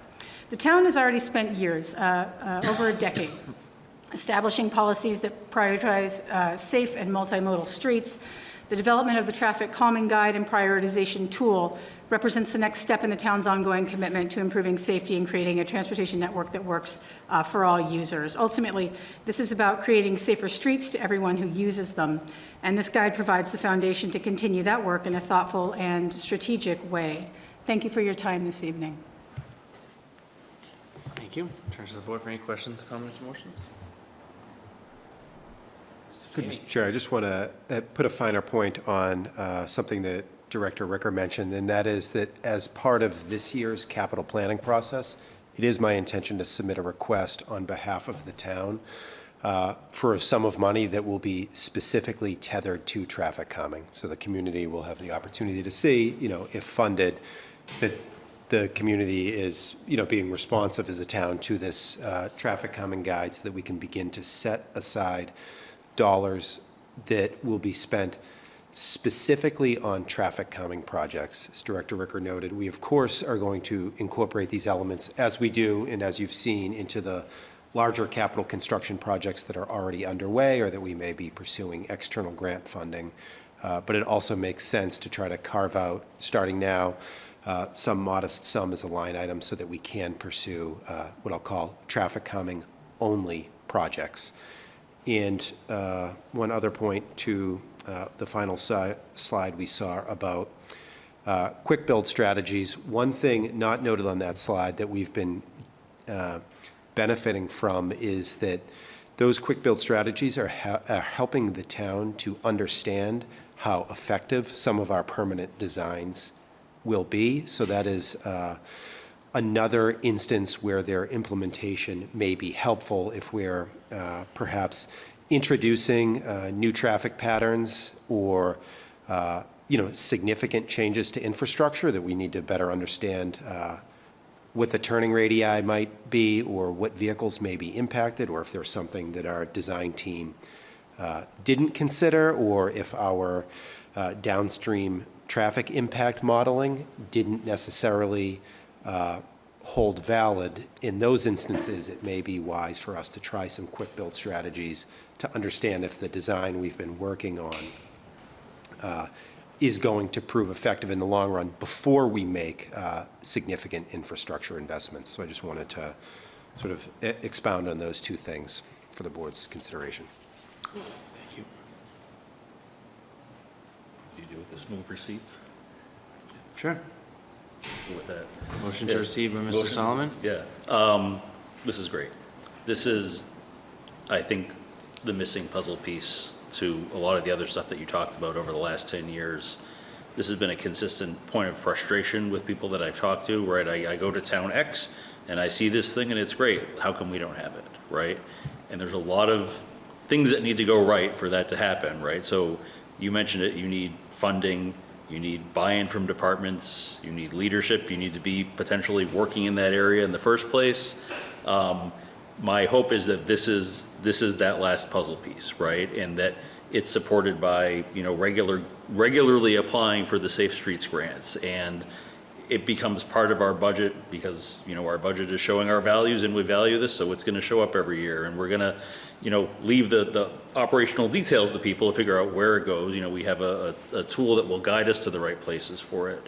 But it's really nice to kind of see us land the plane on this. I'm curious about the interaction with other departments in town. Was this something where, fire, police, DPW, everyone gets the message here? Sort of speak to that. Happy to field that question. So obviously, and I appreciate Claire and Jessica for, as you say, getting this across the finish line. This had been a primary focus of Mr. Lessie in his transportation planning work, and we do expect our next senior transportation planner, who starts in August, to pick up where we leave things. But each and every department was engaged as part of this process. Of course, each project's going to require its own analysis and re-engagement of those specific departments. But what I would say in response is that this is certainly the direction we are moving in, and we have already sort of established what I'll call a more collaborative baseline with reviewing our roadway safety forms on a monthly basis with all departments coming to the table to weigh in. And it's something similar that I would expect to do as we get those requests and run them through the prioritization tool to identify any potential upcoming work, any challenges that may not be immediately visible to the resident, any opportunities for external funding. So we're going to sort of fold this into a process that already exists that involves all of our departments working together collaboratively to look at the requests we're getting from members of the public. Thank you both for sharing with us tonight. Second, Mr. Solomon? Second that, and second the gratitude. This is fantastic. I enjoyed the presentation and also the complete plan, which I also read. And it's just a great learning document for anybody who's interested. And you know, I have been another voice saying that Arlington has been, I think, behind other communities on this. But I want to be careful. I want to be very conscious that town leadership follows its residents. And I think that I've been told when I first joined the board, Arlington has been a town that didn't want speed bumps. That was like the language, right? And I think that culturally that's probably true. And I think that residents have changed their minds. We have heard in just the most recent number of years that we've had much more interest in this kind of safety. And I think that it takes time to filter through town government. It's not turning a speedboat. It's something maybe not quite as big as the Titanic, but something in between. You know, it takes a while to align your budget, especially for the out years that we do that, and processes like this. I agree with Mr. Solomon that this is an important document to weight it all together, and I think it's a good example of the town government being responsive to our residents and what they have increasingly been asking for in the last few years, and I'm really proud of that work and grateful for it. We want speed humps as long as they're not the launching ramps that we had on Jason Street before. I loved that. Slowed everything It's really exciting. down. I don't think it slowed anyone down. I think it made it go fast over it. All right. With that, we have a motion to I was trying to wait so that if anyone could ask my question, you wouldn't have to hear from me, but, and I'll try to make this brief because if someone else has been waiting all night. Through you to the manager, when you had spoken previously, including last year's goals meeting, that eventually you'd like to come out with sort of a toolbox regarding traffic calming measures. I'm assuming that's what this is and page 62 is? Thank you, Mrs. Mahon. That is correct. Of the measures that have been pre-screened, what I'll call countermeasures, either vertical or horizontal, that the town would consider in instances of requests for traffic calming. Now, I will say, the tools listed here can and are likely to change as technology advances. If this had been 5 or 6 years ago, it may not have placed a significant precedence on perhaps rectangular rapid flashing beacons, for example. Mm-hmm. But that is a tool that has become more readily available and has the data to support its effectiveness. So that's something we've begun deploying on a more regular basis. So I'll note it does certainly list the tools in the toolbox that we will consider, but is also going to be something that can change over time to incorporate any new technologies or ways of doing some of these existing things that may change over time. So if I refer a resident to this document and they look at the options, everything that's listed in there is something that the town can consider and could possibly do. Whereas in the past, as Mr. Helmut said, if you suggested a speed bump hump, so that's what this is. Okay, and then wondering in terms of the TAC tie-in, are they involved in this? I'm not saying they should or should not be, and maybe I missed it, but I didn't think I did. Does this sort of lessen their load in terms of what we send to them when citizens make requests for stop signs, for anything that's on page 62, that it's just going to go straight to you, to planning? Sure, happy to say, I don't think any of us can sit here today and predict exactly what will happen with tax workload. In fact, It could go up if there is, in fact, a significant number of requests that flow from the adoption of a traffic calming guide. I will note that TAC has been instrumental in helping to sort of build this tool and review the tool and help provide feedback and commentary on the various weights that should be provided to the different elements that were discussed regarding pedestrian density, proximity to schools, playgrounds, or, other sensitive roadway users, such as bicyclists, and it may be, proximity to the bikeway. So TAC was very helpful in sort of assigning weights to those various elements that will go into the prioritization tool. But I don't want to sit here today and say we know exactly what's going to happen with their workload or staff workload in the near future after launch. I mean, if we can lessen their load, that would be great, because we send them a lot of things. I was just wondering what that was.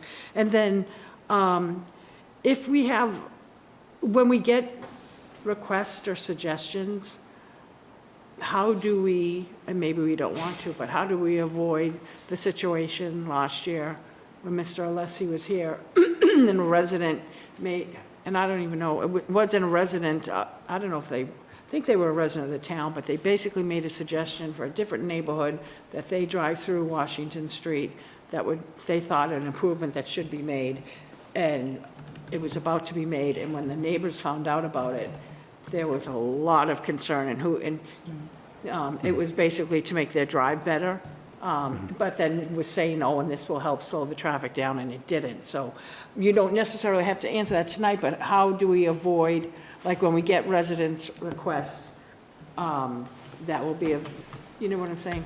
Yeah, so I mean, at present, with the roadway safety request form, having learned from that instance, we do require folks, if they're requesting a very specific change in their neighborhood, to conduct outreach on their behalf, and we do provide a form for folks to gather signatures so that they can sort of start to build what I'll call the public backing for their proposal. But if, in fact, where I can see, the town being more involved in the future, if there is a request and it is put through the prioritization tool and it sort of rises to the top and it's something we're going to advance, once we have a design concept for consideration, we could send out a notice to abutters to get feedback at that point before it moves to a sort of engineered and/or construction phase. In terms of when this board gets informed, would it be under new business from you, an email from you? I'll let you do that going forward, but I'm just curious about, when we get notified, just so we're aware of it, that's all. And, and the other thing that I was thinking of that need to set a process up is where we've adopted town speed limits in terms of thickly settled, the 20, 25. I don't want to waste anybody's time that says, put this in.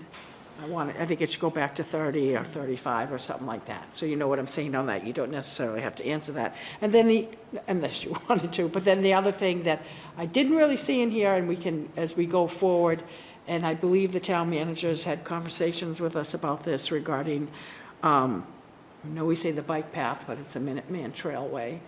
And the issue of e-bikes and speed limits and things like that. I don't really see that in here. I don't know that it should be. Maybe it's going to be in there in the future. But I think when the individual board members have had conversations with you, Mr. Feeney, we're waiting to see something before I'd like to take some, I have an e-bike issue and whatever. So you know what I'm saying? Is there a quick answer to that? Yeah, what I would say is this traffic calming guide does not speak directly to the actual Minuteman bike path in and of itself. Today, I think what you're referencing is, I believe, the Ride Safe Act, which is legislation to sort of, categorize the different various micro-mobility electronic options that are out there via speed and create regulations around them. And with that, it may inform the town through the board being potentially presented with the opportunity to perhaps consider a speed limit on the bikeway or implement other measures that may control speeds on the bike path, but that is not specifically spoken to in this document here. And maybe moving forward, because I know people come to me about certain intersections, can we get bollards up there? There used to be bollards there. Now that we're doing the, I'm going to say bike path repair down by Linwood Street and going towards Alewife, other people are contacting me about other parts in the center and in the heights. So maybe moving forward, if there was something you could expand upon, maybe it would be those areas there. That's it, thanks. Thank you. A motion to receive by Mr. Solomon, seconded by Mr. Helmuth. All those in favor say aye. Aye. All those opposed? Unanimous vote. Thank you, Jessica. Thank you so much. Good ride home. Thank you. Item 25, discussion and potential vote, draft host community agreement from Bud's Goods. Do you have Attorney Silverman with us? He's on It's the, going, yes. I will give you an opportunity in just a second. I'm just going to go to Attorney Cunningham just to kind of give us how we got here. yes, sir. Brief update for the board. Attorney Cunningham. Thank you, Mr. Chair. Yeah, thanks for the opportunity. Bud's Goods is here tonight because they've submitted a draft host community agreement. It relates to a marijuana business that currently exists as Apotheka on 1386 Massachusetts Avenue. Apotheka entered the receivership process in October of 2025. That is ongoing. Bud's Goods is the entity that's been chosen by the court under order of sale that was issued in May of this year to acquire all the assets of Apotheka. So the question for the board at this point is, what direction does it want to take regarding this particular location, marijuana businesses in general? As the board is probably aware, back in 2019, it underwent a significant process for trying to establish criteria for different marijuana businesses in town. It chose at that time to issue 3 licenses. Apotheka was one of those. It had a host community agreement that was signed in 2019. It took effect upon its opening in 2020, so at this point it is actually expired. But this is the question the board could entertain at this time. In general, host community agreements, the law and the regulations changed since the board last entertained these questions in 2019. The laws changed in 2024. So this draft host community agreement, in my review, is largely compliant with the new regulations, the new state law under Chapter 94. And so the board could consider it, but it's just here tonight to allow the board to kind of have a discussion, meet with the individual who has submitted this host community agreement, and it may lead to a larger discussion from the board about what direction it wants to take in general regarding businesses at this site or any other location. Thank you. And while it is late, I should note that when Apotheka got its host community agreement, I think that was about 1 in the morning, about 97 degrees, so the conditions aren't quite as bad. And welcome Attorney Silverman as well. Thank you. Can everybody hear me? Yes, we can.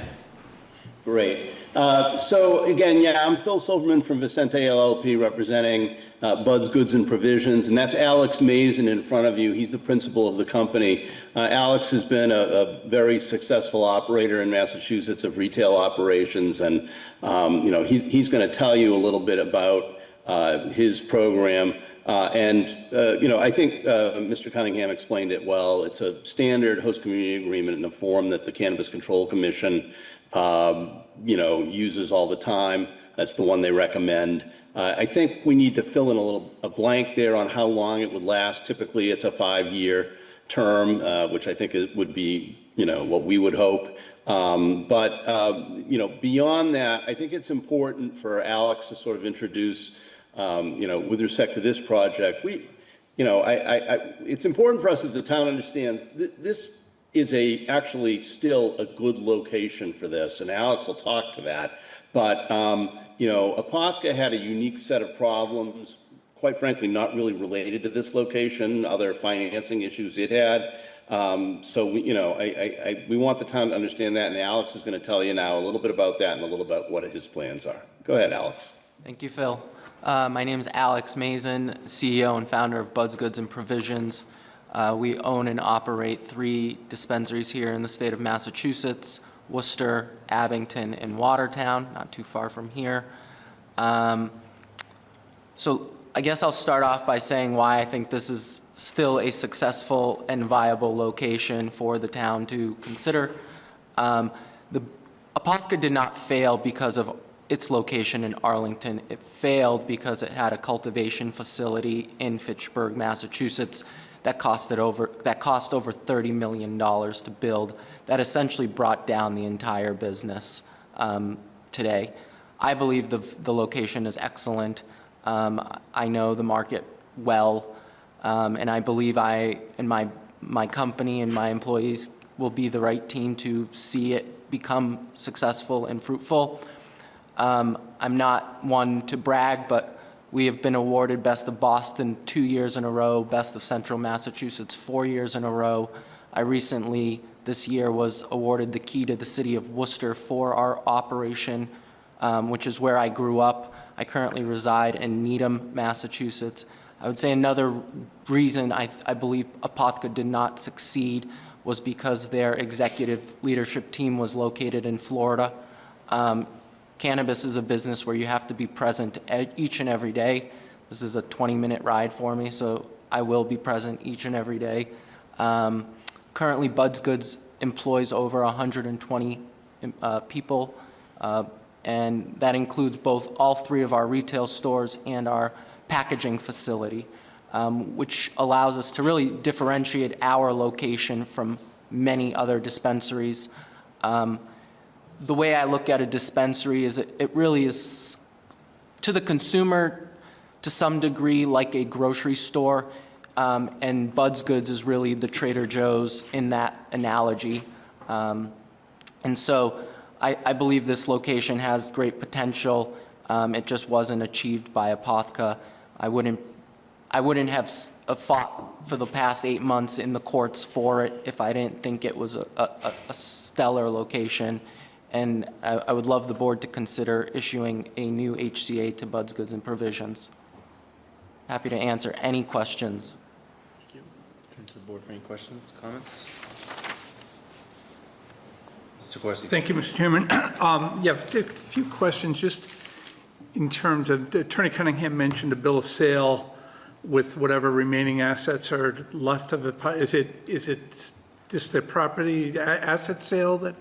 Yeah, so let me back up, and if you're not aware of what a receivership is, because cannabis is still federally illegal, bankruptcy laws do not apply to cannabis companies, so the next best option is what is called a receivership. My analogy for that would be it's almost like a foster home for the business. The business owner comes to the court and says, I cannot run this business anymore, please appoint somebody to take care of it while it finds a better home. And that's where it really has existed over the last 12 to 18 months. Just this past May, the courts appointed Bud's Goods as the right parent, sort of speak, to receive these assets. And so that asset is the Apopka location. It is not really, at the end of the day, what is being issued and transferred to Bud's Goods is the lease in place. And so we would take over the existing lease from what is today there. If I can just add, sorry, Alex. Important to recognize, it is an asset sale as you're requesting, so this is free and clear of any of the past claims, encumbrances, or anything. You get a clean bill of health to start here. That's right. And is the lease transferred, hasn't been transferred yet, or you haven't assumed? It is not. Is that subject to you entering an agreement, or is it? So we do have an executed LOI agreement with the current landlord to transfer the existing lease in place. There are 2 pieces to the puzzle before I can submit the entire package to the state, which is the host community agreement and a new lease or a transfer of the lease. We submit that package to this Cannabis Control Commission, and they then basically apply what is called a change of ownership. Okay, all right. And as far as what's before us, I see a draft agreement that has been posted, what has been submitted to the town other than the draft agreement and the request to be on the agenda tonight? That is all. That's it? Yeah, and that host community agreement is the standard language that the state now has been proposing, the CCC. Yeah, no, okay, all right. And again, there may be other questions. We also, I believe, submitted the formal documents that the courts have signed off on. Okay, all right, but nothing to the town giving us, just in a position, I appreciate that you've worked through this process with the courts, but we're sitting here and we have a draft agreement tonight, and it doesn't feel like it's something that, without maybe a little bit more, maybe comparing what we had received previously for us to take action, doesn't mean that we won't at some point in the future, but it just feels to me, just having seen this agreement that was posted over the weekend, it's a little sudden to ask us to maybe proceed with approving an agreement or stepping forward. So I think maybe there'll be some other questions and maybe there'll be a continued dialogue, but I know there was possible vote for me. It feels early to be asking me to vote on something, having just seen the agreement and just learned a little bit about your business, but I'll see what other members have to say. Mrs. Mahan? Ditto. And am I correct that, and there's nothing, please don't infer anything from that, but I would not be prepared to vote tonight because I want to be able, all things being equal, treat everything the same. And I understand the cannabis issue, bankruptcy is null and void, receivership, but that's basically transactions between the court and this company. Would I be in appropriate standing, just speaking for myself, saying that I would like Bud's. Yes. Bud's, is that what it is? Yeah, Bud's Goods. Bud's Goods to treat you the same as we have all the other applicants that we've treated in terms of, I'd like to do the same process, start from the beginning, get the same materials submitted for our review. Is that something that would be reasonable, and I would have standing to ask for that if the rest of the board also felt that way, or Mr. Chair? Thank you, Mr. Chair. Ms. Mahan, yes. The authority to enter into an HCA rests with the board, and the board would do that only when it's comfortable with the process. 2019 and what occurred then was a bit different because at that point, the board was considering siting issues. There certainly was a more of a community impact, input at that time. Those issues have been resolved through the zoning bylaw changes. So we know that this particular site it's permitted that a cannabis business can be located there. Whether the board wants to engage in further community outreach to try and determine how that area and people who live and work in that area have found the experience of being next to a cannabis business, if at all, whether there's been any impact. That would be the board's prerogative. The authority to enter into the new HCA, it requires this board's approval. Because that's what I'd like to do, including, I know when we first entered the HCA, we were playing under different rules in terms of the rules of the game. For some reason I have in my head there are possibly agreements we made, some that the law kind of undid, but some that may still be on the books. If there's any outstanding debt or monies owed to the town, I'm assuming the way it's worked out in receivership that you didn't take those on, or would you? No, this is an asset purchase agreement, but from my understanding with the courts, that the debts owed to the town are on a list of debtors, and if this transaction were to be concluded, the purchase of those assets would then be dispersed down the list of debtors that are owed monies. Attorney Cunningham? Thank you, Mr. Chair. In response to Ms. Mahan's good question, I would recommend that the board really treat these as two separate matters. The receivership process, the town has a proof of claim that it's submitted to try and seek some recovery from Apopka, but that really has nothing to do with its current consideration of this HCA presented by Bud's Goods. This is really standing on its own merit, separate process. This is about whether the board, how it wants to handle evaluating a new marijuana business at this location, the merit as outlined by the proprietor tonight about Bud's Goods, and whether this is the right fit for Arlington, or, that's a separate matter. I would treat these as very distinct. And who is running the day-to-day, if you know, the day-to-day operations, Attorney Cunningham of Apotheca as we speak? So I've never been in there, and I have nothing against it. So it's Already. pursuant to the receivership process, the receiver has been appointed. Opus Consulting is the name of the company that's currently running the day-to-day. They're appointed by the court. They report to the court regarding how that business is proceeding. And they were part of the process. With the court's assistance in evaluating what the court deemed to be the best fit for this particular location. It was a process through which Bud's Goods emerged. Opus is the leading receiver appointee in the state of Massachusetts. They've done numerous receiverships in the state. So they're the ones that are running the show and have been running the show for the last year, just to keep the business alive. Okay, all right. So my personal preference would be that we treat you the same, all things being equal. Would it be helpful if we submitted a packet with, our credentials and our background and our successes? When you say treated the same, the process has changed, so I just want to make sure that.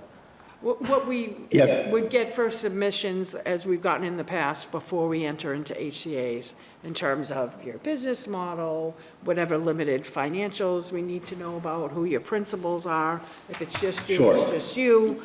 And then, I'm just going from memory what was in there, but there was, issues around employee hiring and. Security. Yes, and things like that. So I'd just like the same thing again. And I'm not saying this should take months and months and months, if we can do it on an accelerated Yeah, I mean, look, schedule, because I know we have these things, they don't. have the receivership, and am I correct that until this board enters into an HCA with Bud's Goods. Group? Good, Bud's Goods, I'm going to write that down. With Bud's Goods, that Opus continues to run it, and that. Yeah, if I can, join in, we certainly don't want to push the board into doing anything that it's not comfortable with. And we're happy to try to give you some additional information, such as what you had, the last time. I guess what I would ask is the court, the receiver is pressing us to try to make this happen. Is there a timeline we can talk about to get that done? Because quite frankly, we can pull together the materials you need to see in a couple of days. And to the extent that we could provide them and get back in front of you and let us know when, that'd be great. Yeah. I'll leave it to the chair on. I mean, I think we can get pretty quickly a list of information that was provided before. I mean, I'm happy, Ms. Attorney Cunningham? I think thank you, Mr. Chair. In response to your point and Ms. Mahan's question, the board back in 2019 created a document, Host Community Agreement Process and Criteria, that contains a lot of the things that I think the board might be seeking at the present time. It's not, because this is the first time the board's going through this process since the rules changed in 2024, it's not completely applicable, but much of the material in that document I think would be helpful to any potential applicant who was going to be submitting an HCA, and the material that the board was seeking at that time would probably be helpful to the board at the present time. Yeah. And I think the difference this time, and I don't think the board's going in this direction, was that in the first time, we had multiple people that were vying for limited spots, right? We had 3 special permits. Do they have to get another special permit? Does it tie to that site? It's tied to the site. Okay, so if a special permits are, because we only have 3 special permits, so what happens, so if we didn't, just hypothetically didn't enter into a host community agreement with this entity, would that special permit just fade away? Because there still wouldn't be an additional special permit. I'm not saying this is gonna happen, I'm just trying to, in my mind, understand whereas, I don't think anyone's asking that we open it up and say, all right, anybody that's interested in a marijuana business, submit by this date. I think if it's a good location, and I have been in the location, And it's all, you know, I'm not sure if you're familiar with our zoning bylaws, but there's like locations that make it difficult to find any other location.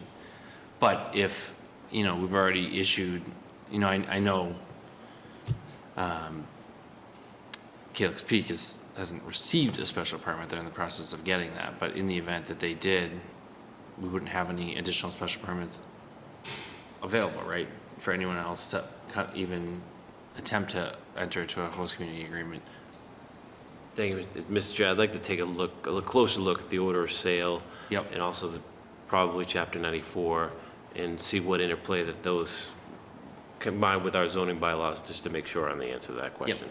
And again, I don't think that's what the direction we're going into. I think if we can get the information that we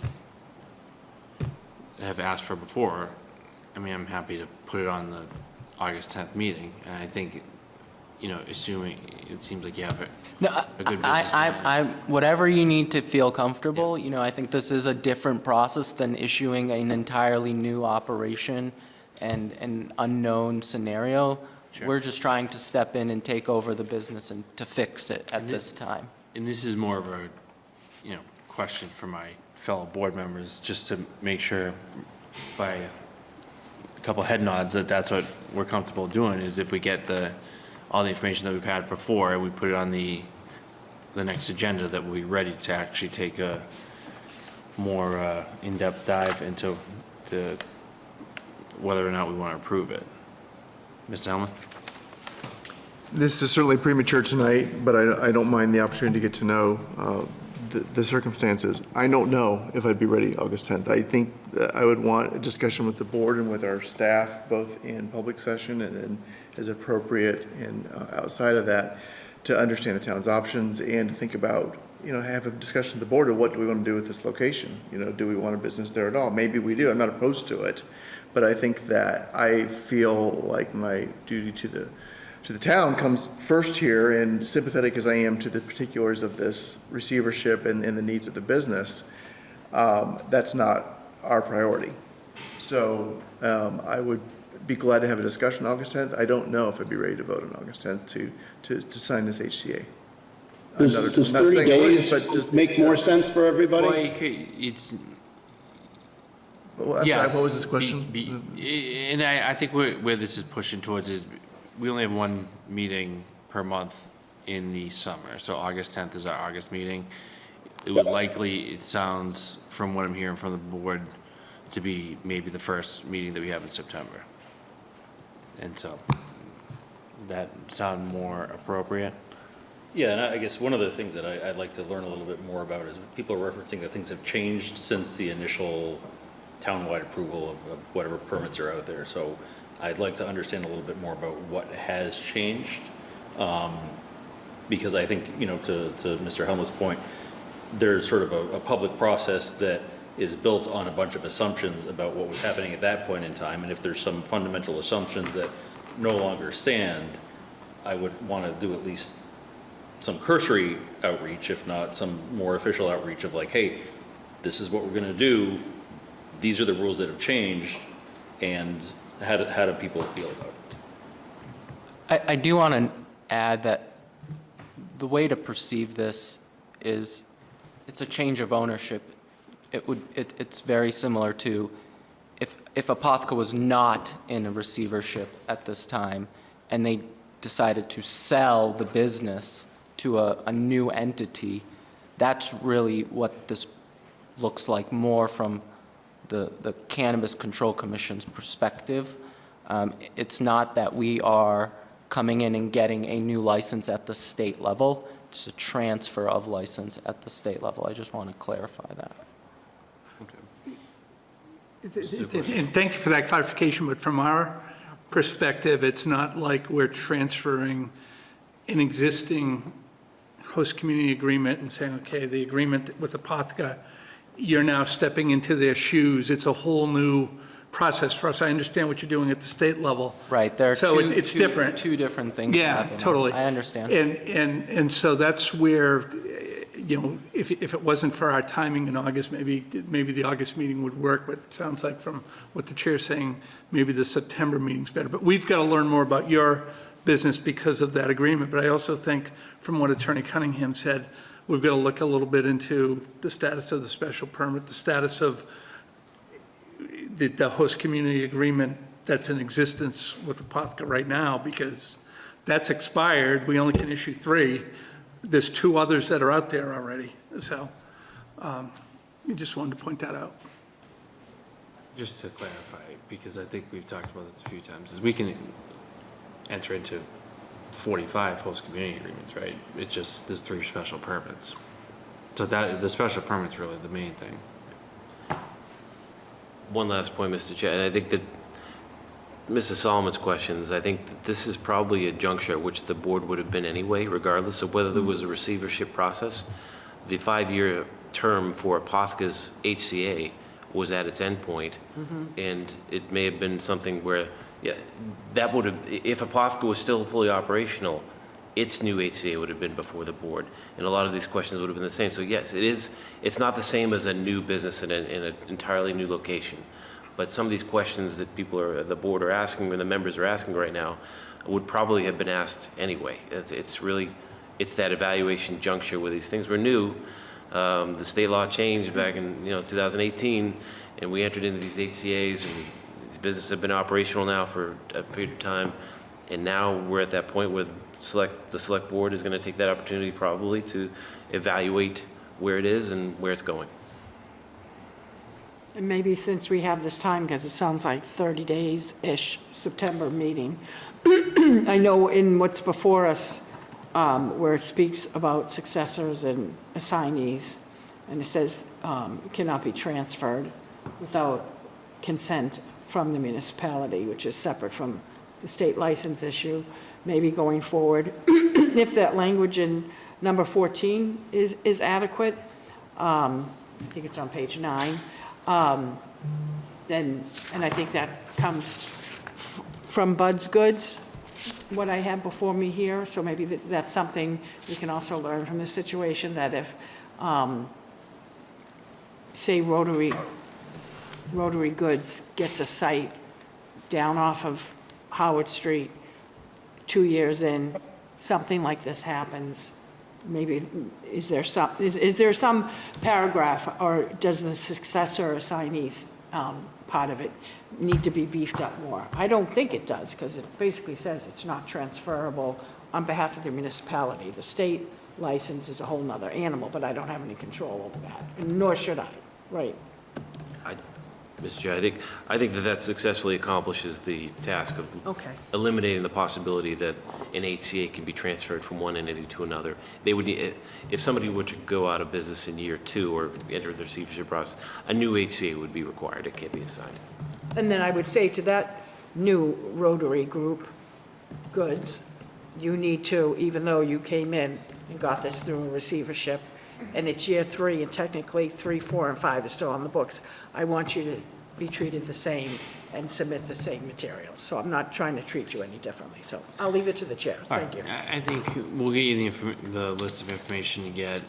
Our September meeting is September 14th, so I would say without getting notified to anything differently, I would shoot for that date, and then, we can kind of, in the interim, get some questions answered, take a look at I would say, we could get the materials to us sooner rather than later, so the board has more time to review the materials, and we'll shoot for that date. Of course. And if there's something we should be doing with Opus in there through the Board of Health, if you can let us know, because it's not Bud's Goods right yet, but, okay, sorry. Mr. Chair, just to help get the material to the board, I can forward along that document, the host community agreement process and criteria, to council, so that to the extent that that's helpful as they gather that information for the board. All right. All right, thank you for saving me for last. Nice to meet you. Thank you very much. We'll put you early in the agenda next time. And please, I invite all of you to come see our store in Watertown. It's 15 minutes away, just to give you an idea of the type of operation we do run. I've been in this space for 10 years. I remember Phil when I was just a kid and he was still a young man.